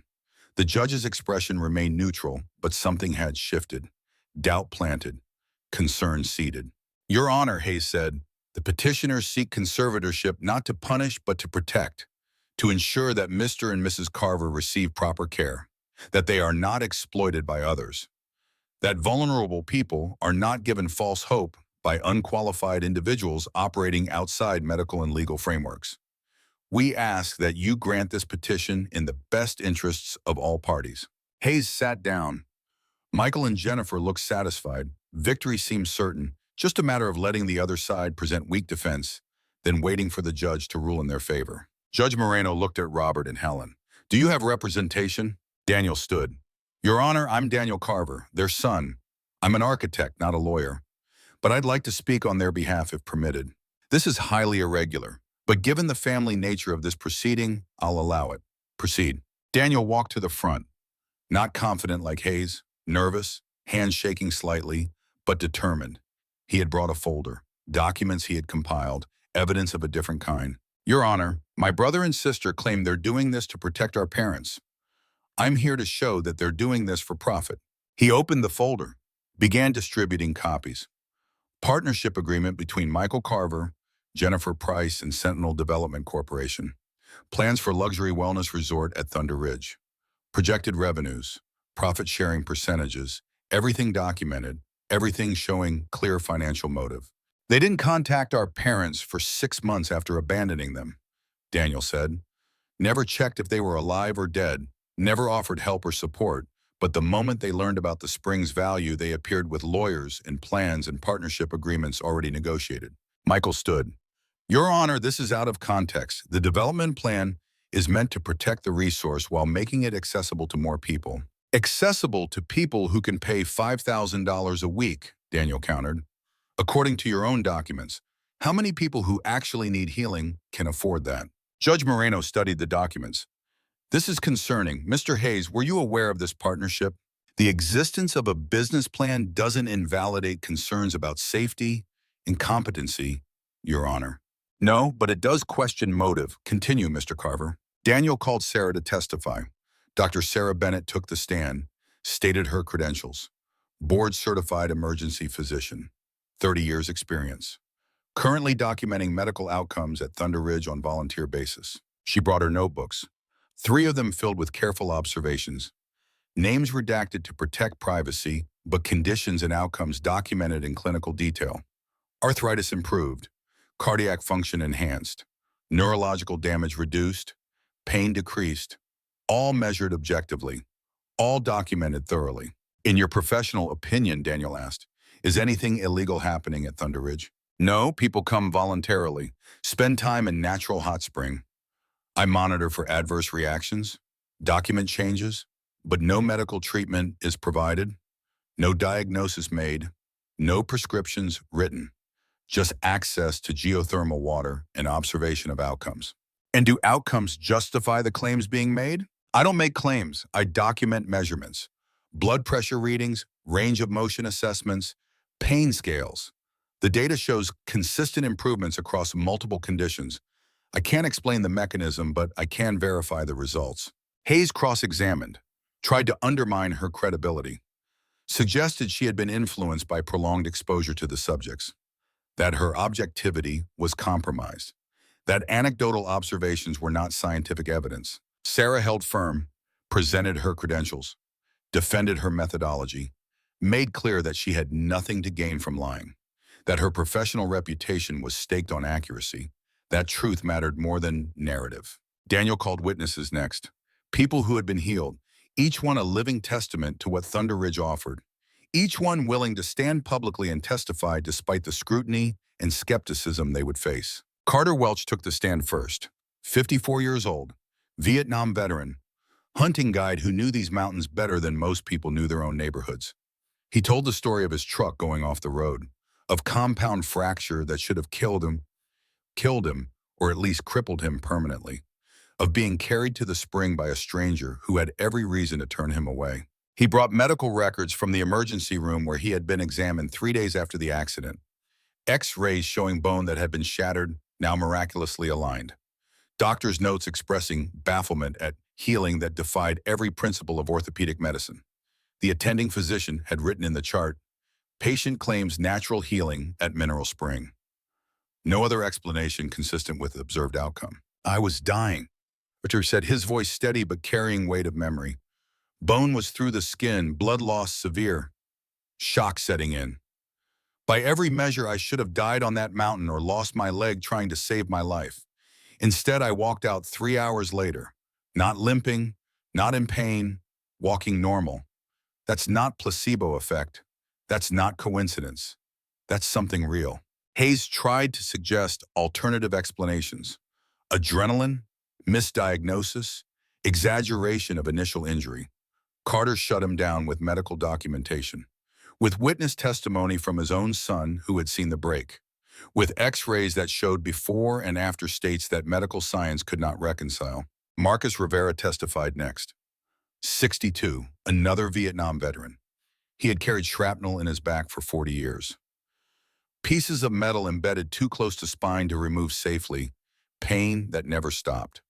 That medication could only dull, never eliminate. That had defined his existence since 1968. He described years of trying everything. Surgery that moved some fragments, but not all. Physical therapy that helped range of motion, but not pain. Pills that destroyed his liver and stomach while barely touching the agony. Acceptance finally that he would live and die with metal in his body and fire in his nerves. Then 3 days at Thunder Ridge. 3 days of soaking in water that should have been just hot water, but pain that had been constant for 40 years simply stopped. Not reduced, not managed, gone. He brought his own x-rays, metal still visible in tissue, but pain absent. No medical explanation, just empirical fact. I know what you're thinking, Marcus said, looking directly at the judge. Placebo, psychosomatic, mind over matter. I thought the same thing, waited for pain to return. Weeks passed, months, still nothing. I've been pain-free for 8 months now. That's not placebo. Placebo wears off. This hasn't. Grace took the stand with her daughter Emma beside her. The courtroom went quiet. Something about a mother and child made people listen differently, made skepticism harder to maintain. Grace told the story calmly, medically, her daughter born with ventricular septal defect, hole in the heart wall between chambers, 3 surgeries before age 5, medications that kept her alive but made her weak, childhood stolen by condition no one asked for, and medicine could only partially address. She brought Emma's full medical file, hundreds of pages documenting 8 years of treatment, cardiologist notes, surgery reports, medication logs, all showing progressive management but not cure, all showing child whose life would be defined by limitation and risk. Then 2 weeks at Thunder Ridge, Emma sitting in the spring twice daily, playing in the water, laughing, being a child instead of a patient, and slowly, measurably, cardiac function improving, blood oxygen increasing, endurance building. Grace brought the most recent echocardiogram, performed by Emma's regular cardiologist 4 weeks after leaving Thunder Ridge. The doctor's notes were clinical, but the conclusion was unmistakable. Defects significantly reduced. Cardiac output within normal range for age. Medications reduced by half. Prognosis dramatically improved. Mechanism unknown. Her doctor told me he's seen spontaneous improvement before, Grace said. Usually over years. Usually partial. Never this fast, never this complete. He has no explanation. I have one. Thunder Ridge saved my daughter's life. Emma stood beside her mother, pink-cheeked, healthy, alive in ways that should not have been possible. Hayes did not cross-examine. What could he say to a child who was living proof that something worked even if no one understood how? Joseph took the stand next.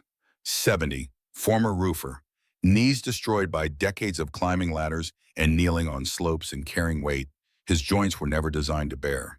He had walked into Thunder Ridge with 2 canes, barely able to move without pain screaming through every nerve. He brought before and after x-rays, knee joints that looked like gravel in the before images. Still damaged in the after images, but mysteriously functional. He walked across the courtroom without assistance, bent his knees, demonstrated range of motion that should not exist with the level of arthritis his x-rays showed. I don't understand it, Joseph said. My orthopedic surgeon doesn't understand it. But I can walk, I can work in my garden, I can play with my grandchildren. After 5 years of thinking my body had betrayed me for the last time I got my life back. That's all I know, that's all I need to know. Patricia Chen testified about hands that had been locked into claws by rheumatoid arthritis. About career as concert pianist ending because fingers would not obey commands. About pain and frustration and loss of identity. About Thunder Ridge giving her back what medicine had declared gone forever. She played piano in the courtroom, had brought a keyboard specifically for this purpose, played Chopin, not perfectly. Skill rusty from years without practice, but playing, fingers moving, hands functioning, impossible made routine. 10 witnesses total, each with medical documentation, each with before and after evidence, each with improvement that conventional medicine could not explain, but also could not deny. The weight of testimony became overwhelming. Not anecdotal stories, not wishful thinking, measured, verified, real. The courtroom listened. Even Hayes stopped objecting. Just let the testimony flow. The weight of human experience, overwhelming legal argument, and bureaucratic concern. Judge Moreno called recess, needed time to review evidence, to consider testimony, to weigh competing claims about what was real and what was delusion. Everyone filed out to the hallway, waiting resumed. Robert stood at the window looking out at the county building parking lot. Cars covered in snow, people bundled against cold walking between buildings. Normal life continuing while his fate was being decided by a stranger in a black robe. Helen joined him, took his hand. They did not speak, did not need to. 45 years of marriage meant comfort existed in silence, in presence, in the simple act of standing together against whatever came. An hour passed, then 2. The clerk finally emerged, called them back in. Judge Moreno had returned to the bench, expression still neutral, still giving nothing away. I've reviewed the evidence, she began. Both sides have presented compelling arguments. The petitioners are correct that the facility operates outside normal regulatory frameworks, that there are legitimate safety concerns, that elderly individuals living in isolated conditions face risks. Robert felt Helen's hand tighten in his. This was the moment, the decision that would determine everything. However, Judge Moreno continued, the evidence of financial motivation by the petitioners is troubling. The partnership agreements, the development plans, the fact that concern for parents' welfare emerged only after economic opportunity was identified. This court is not interested in facilitating profit disguised as compassion. Michael shifted in his seat. Jennifer stared straight ahead. Hayes maintained professional neutrality, but tension showed in his jaw. Furthermore, the judge said, the medical evidence presented by Dr. Bennett and corroborated by multiple witnesses suggests that something beneficial is occurring at Thunder Ridge. I cannot explain it. Medical science apparently cannot explain it. But documented improvements in verified conditions cannot be dismissed as delusion or fraud. She paused. Let silence fill the courtroom, the weight of decisions settling over everyone. That said, the health and safety violations are real. The regulatory concerns are legitimate. This facility cannot continue operating as informal settlement without proper oversight. Robert felt his heart sink. They were going to lose. Different path, but same destination.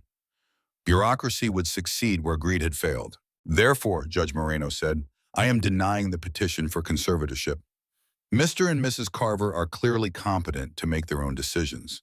Their choice to live at Thunder Ridge, however unconventional, does not constitute impaired judgment. Relief flooded through Robert. Not victory yet, but not defeat either. However, the judge continued, the property must be brought into compliance with health and safety regulations within 90 days. This court will appoint an independent monitor to work with the Carvers to develop a plan that allows the facility to continue while meeting minimum safety standards. If compliance cannot be achieved, the facility will be closed until violations are corrected. She looked directly at Robert and Helen. You've built something remarkable, but remarkable doesn't exempt you from responsibility. Work with the monitor, fix the violations, prove that you can operate safely and legally. Do that and you keep your home. Fail, and this court will revisit the question of your ability to manage the property. The gavel came down. Final.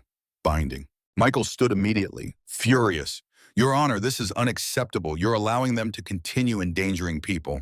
I'm allowing competent adults to manage their own property subject to reasonable oversight. If you disagree, you may file an appeal, but I suspect your motivation for doing so would not reflect well under scrutiny. This hearing is concluded. They filed out.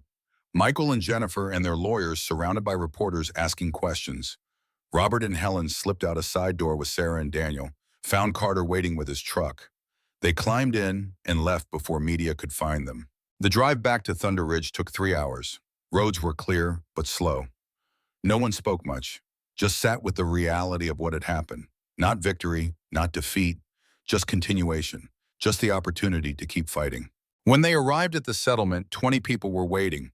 The veterans who had stood guard, the visitors who had stayed, all of them watching anxiously as Robert climbed out of the truck. We won, he said. Sort of. Got 90 days to fix violations or they shut us down. Carter nodded. Then we better get to work. Over the next 3 months, the settlement transformed again.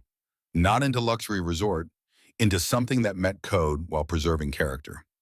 The county monitor was a woman named Rebecca Torres, 50s, practical, more interested in actual safety than bureaucratic compliance.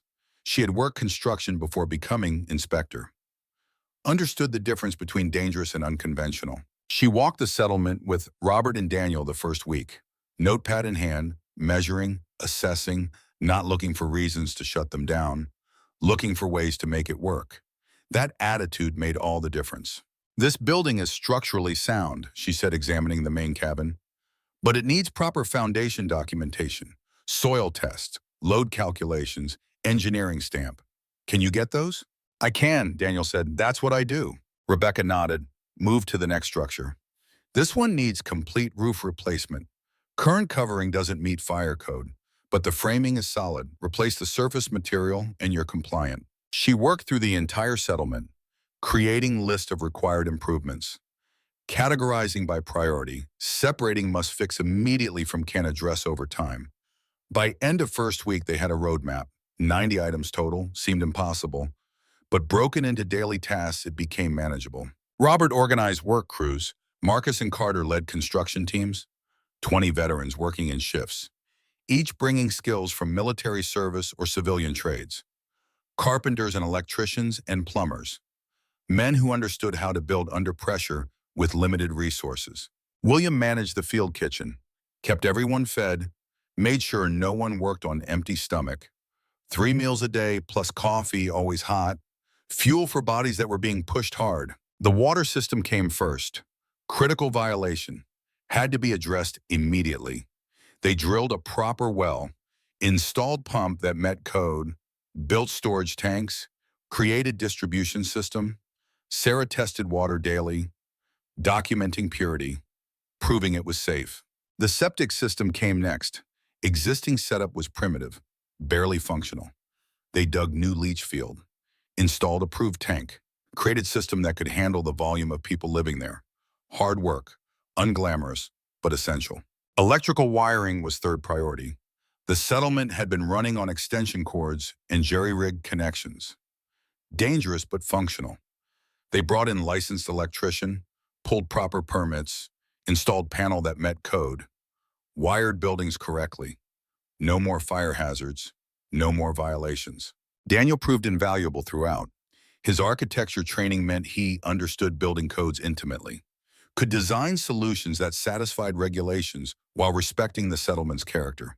He worked alongside his father daily, measuring, cutting, building, relationship rebuilt through shared labor one board at a time. They framed new gas cabins using lumber milled from trees cleared for the well drilling. Nothing wasted, everything used. 6 cabins total, each 12 by 16, small but functional, insulated properly, wired safely, windows that met egress requirements, doors that locked, heat that worked, simple but meeting every code requirement. Robert taught Daniel advanced carpentry during the builds, how to cut complex joints, how to fit rafters, how to make buildings that would last, knowledge passed from father to son, skills that could not be learned from books, only from hands guiding hands, from experience shared through work. You're better at this than you were, Robert said one afternoon. They were framing a roof, Daniel cutting rafters, Robert checking each one for accuracy. I had a good teacher, Daniel said. Long time ago. I should have paid better attention. You're paying attention now. That's what matters. They worked in comfortable silence after that, the kind that comes from understanding each other, from having nothing left to prove, just building it together, creating something that would outlast them both. The communal kitchen required complete renovation. Old structure was demolished. New one built from foundation up. Commercial-grade equipment installed. 3 sinks for proper food handling. Storage that met health code. Preparation surfaces that could be sanitized. Refrigeration that actually worked. Sarah organized it like a surgical suite. Everything clean, everything accessible, everything documented. Patricia managed supplies during construction, ordering materials, tracking expenses, staying within the tight budget they had scraped together from donations and grants. Every dollar counted, every purchase justified.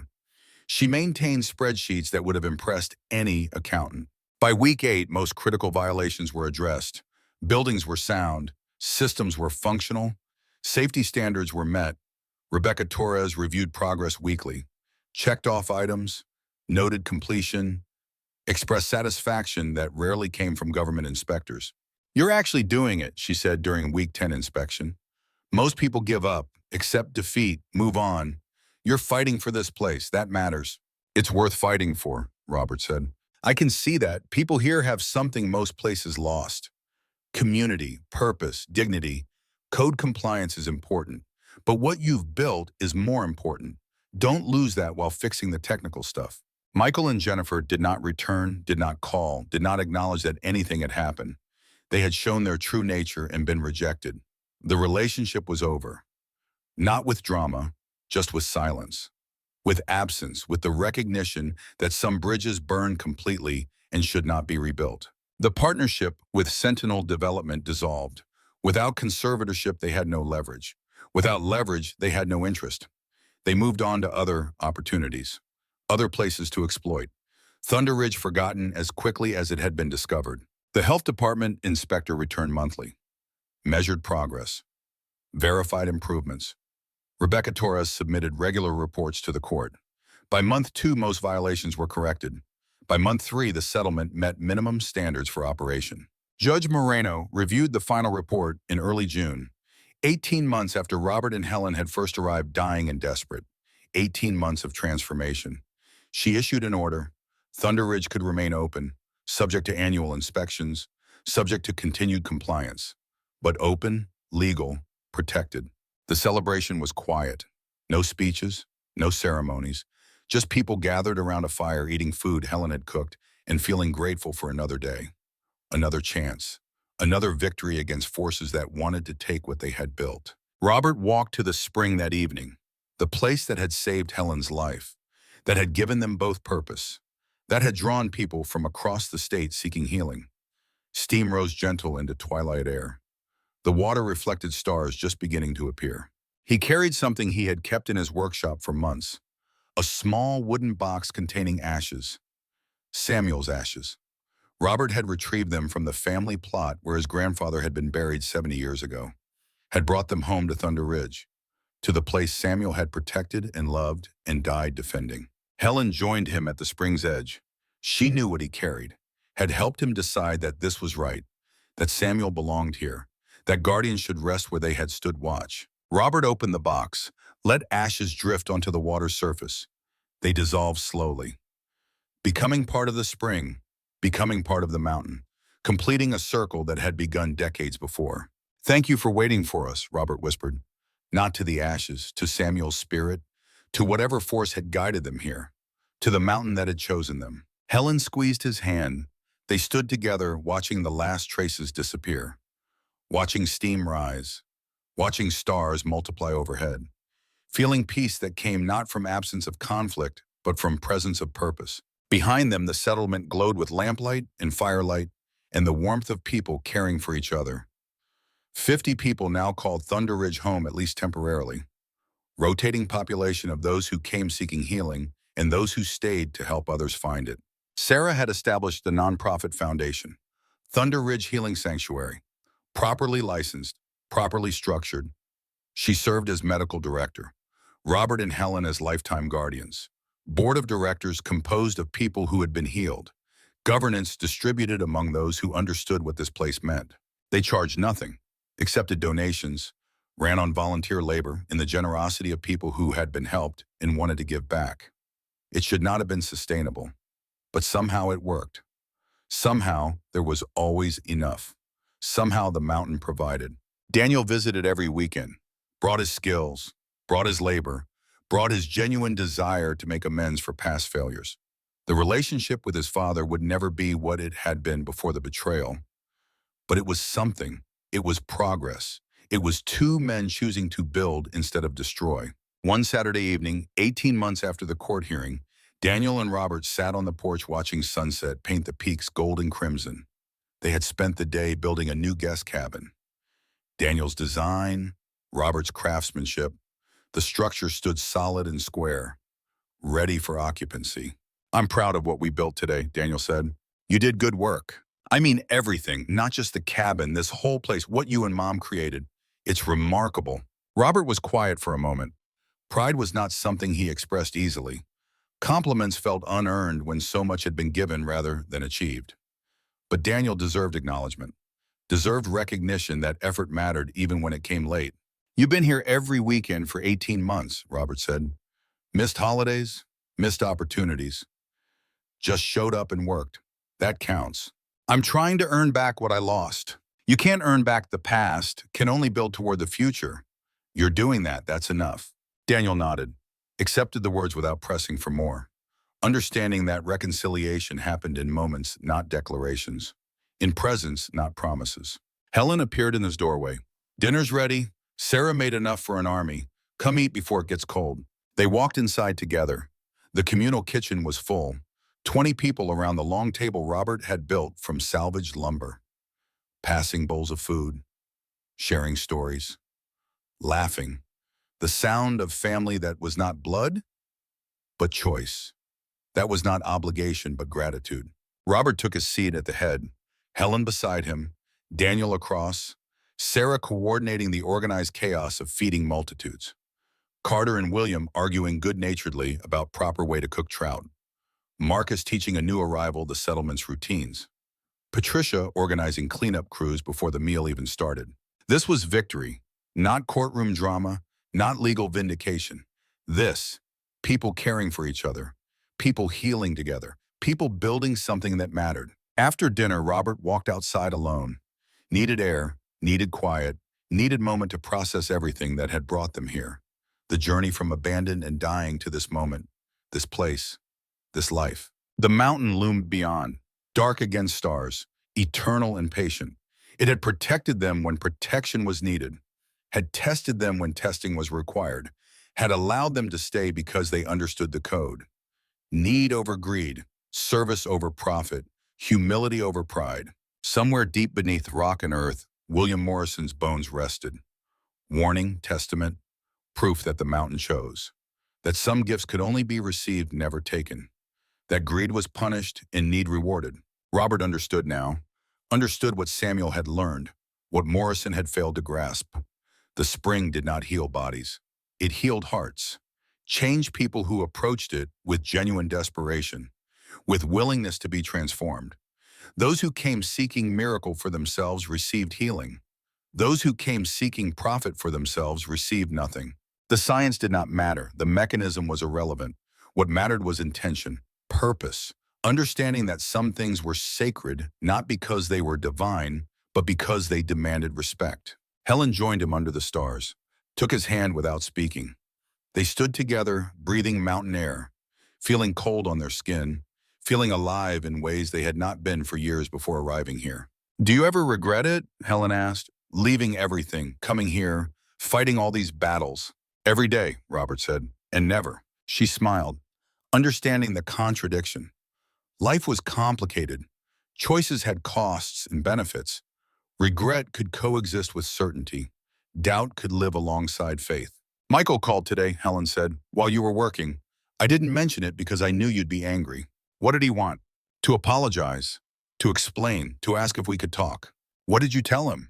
"I told him I'd think about it, that we'd both think about it, that forgiveness was possible but reconciliation required more than words." Robert was quiet. Part of him wanted to say no, wanted to keep the wall up, wanted to protect himself from more betrayal. But another part remembered teaching Michael to use hammer, remembered helping with homework, remembered being a father to a son who once looked at him like he knew everything. "I'll think about it," Robert finally said. That was all.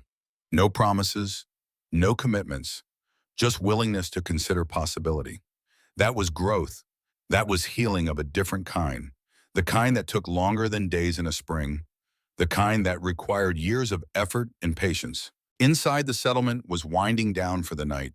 People heading to their cabins, fires being banked, lights being extinguished. The routine of a place that functioned, that survived, that thrived against odds. Sarah emerged onto the porch. "Medical supplies arrived today. Donations from 3 hospitals. They read about us, wanted to help. I have more gauze and antibiotics than I know what to do with." "People want to be part of something good," Helen said. "Most people," Sarah corrected. "Some still think we're frauds. Still write articles about false hope and exploitation. But enough people believe to make this work." "Belief matters more than proof," Robert said. The 3 of them stood together, guardians of something precious and fragile and powerful. They were not young, not rich, not particularly qualified for the responsibility they carried. But they were here. They were committed. They were willing to stand against whatever came next. Because there would always be next challenge, next threat, next test. Thunder Ridge existed in tension, between regulation and freedom, between science and mystery, between profit motive and human need. That tension would never fully resolve, could only be managed, negotiated, defended. But they had proven something, proven that ordinary people could build extraordinary things, that desperation could become determination, that being discarded could lead to being essential, that the end of one life could be the beginning of another. The stars wheeled overhead, indifferent, eternal. The mountain stood sentinel, patient, protective. The spring steamed in darkness, healing, choosing, waiting for the next person desperate enough to believe and humble enough to receive. Robert looked at everything they had built, the cabins standing solid, the paths worn smooth by countless feet, the garden where vegetables grew despite altitude and cold, the people sleeping peacefully in structures he had raised with his own hands. "We did good," he said, not to Helen or Sarah, to himself, to Samuel's memory, to whatever force had led them here and allowed them to stay. Helen kissed his cheek. "We did better than good. We did what mattered." They went inside, closed the door, banked the fire, prepared for sleep. Tomorrow would bring new challenges, new visitors, new needs to meet. But that was tomorrow. Tonight they could rest, could feel grateful, could close their eyes knowing they had found their purpose. Robert's last thought before sleep was of the first night, of carrying Helen to the spring while she died in his arms, of the water embracing them, of her eyes opening, of her seeing him clearly for the first time in years, of that moment when everything changed. He had been a carpenter, a veteran, a father, a husband. All his life he had built things, houses and furniture and family, but he had never built anything that mattered like this, like Thunder Ridge, like sanctuary carved from abandonment and desperation and stubborn refusal to accept defeat. Samuel had protected this place for 30 years. Robert would protect it for however many he had left. Then someone else would take his place, would stand guard, would serve need over greed, would maintain the code. The mountain would choose them, test them, protect them if they prove worthy. And the spring would continue healing those who came with open hearts and genuine need, forever, or at least as long as someone stood ready to defend it. Robert slept, Helen beside him, Thunder Ridge quiet around them, the mountain watching, the stars wheeling, the spring steaming gentle into the night. And somewhere in the darkness, William Morrison's bones rested peaceful, warning fulfilled, testament complete, proof that some places were worth dying for because they gave others reason to live. The mountain had chosen, the guardians had answered, and Thunder Ridge endured.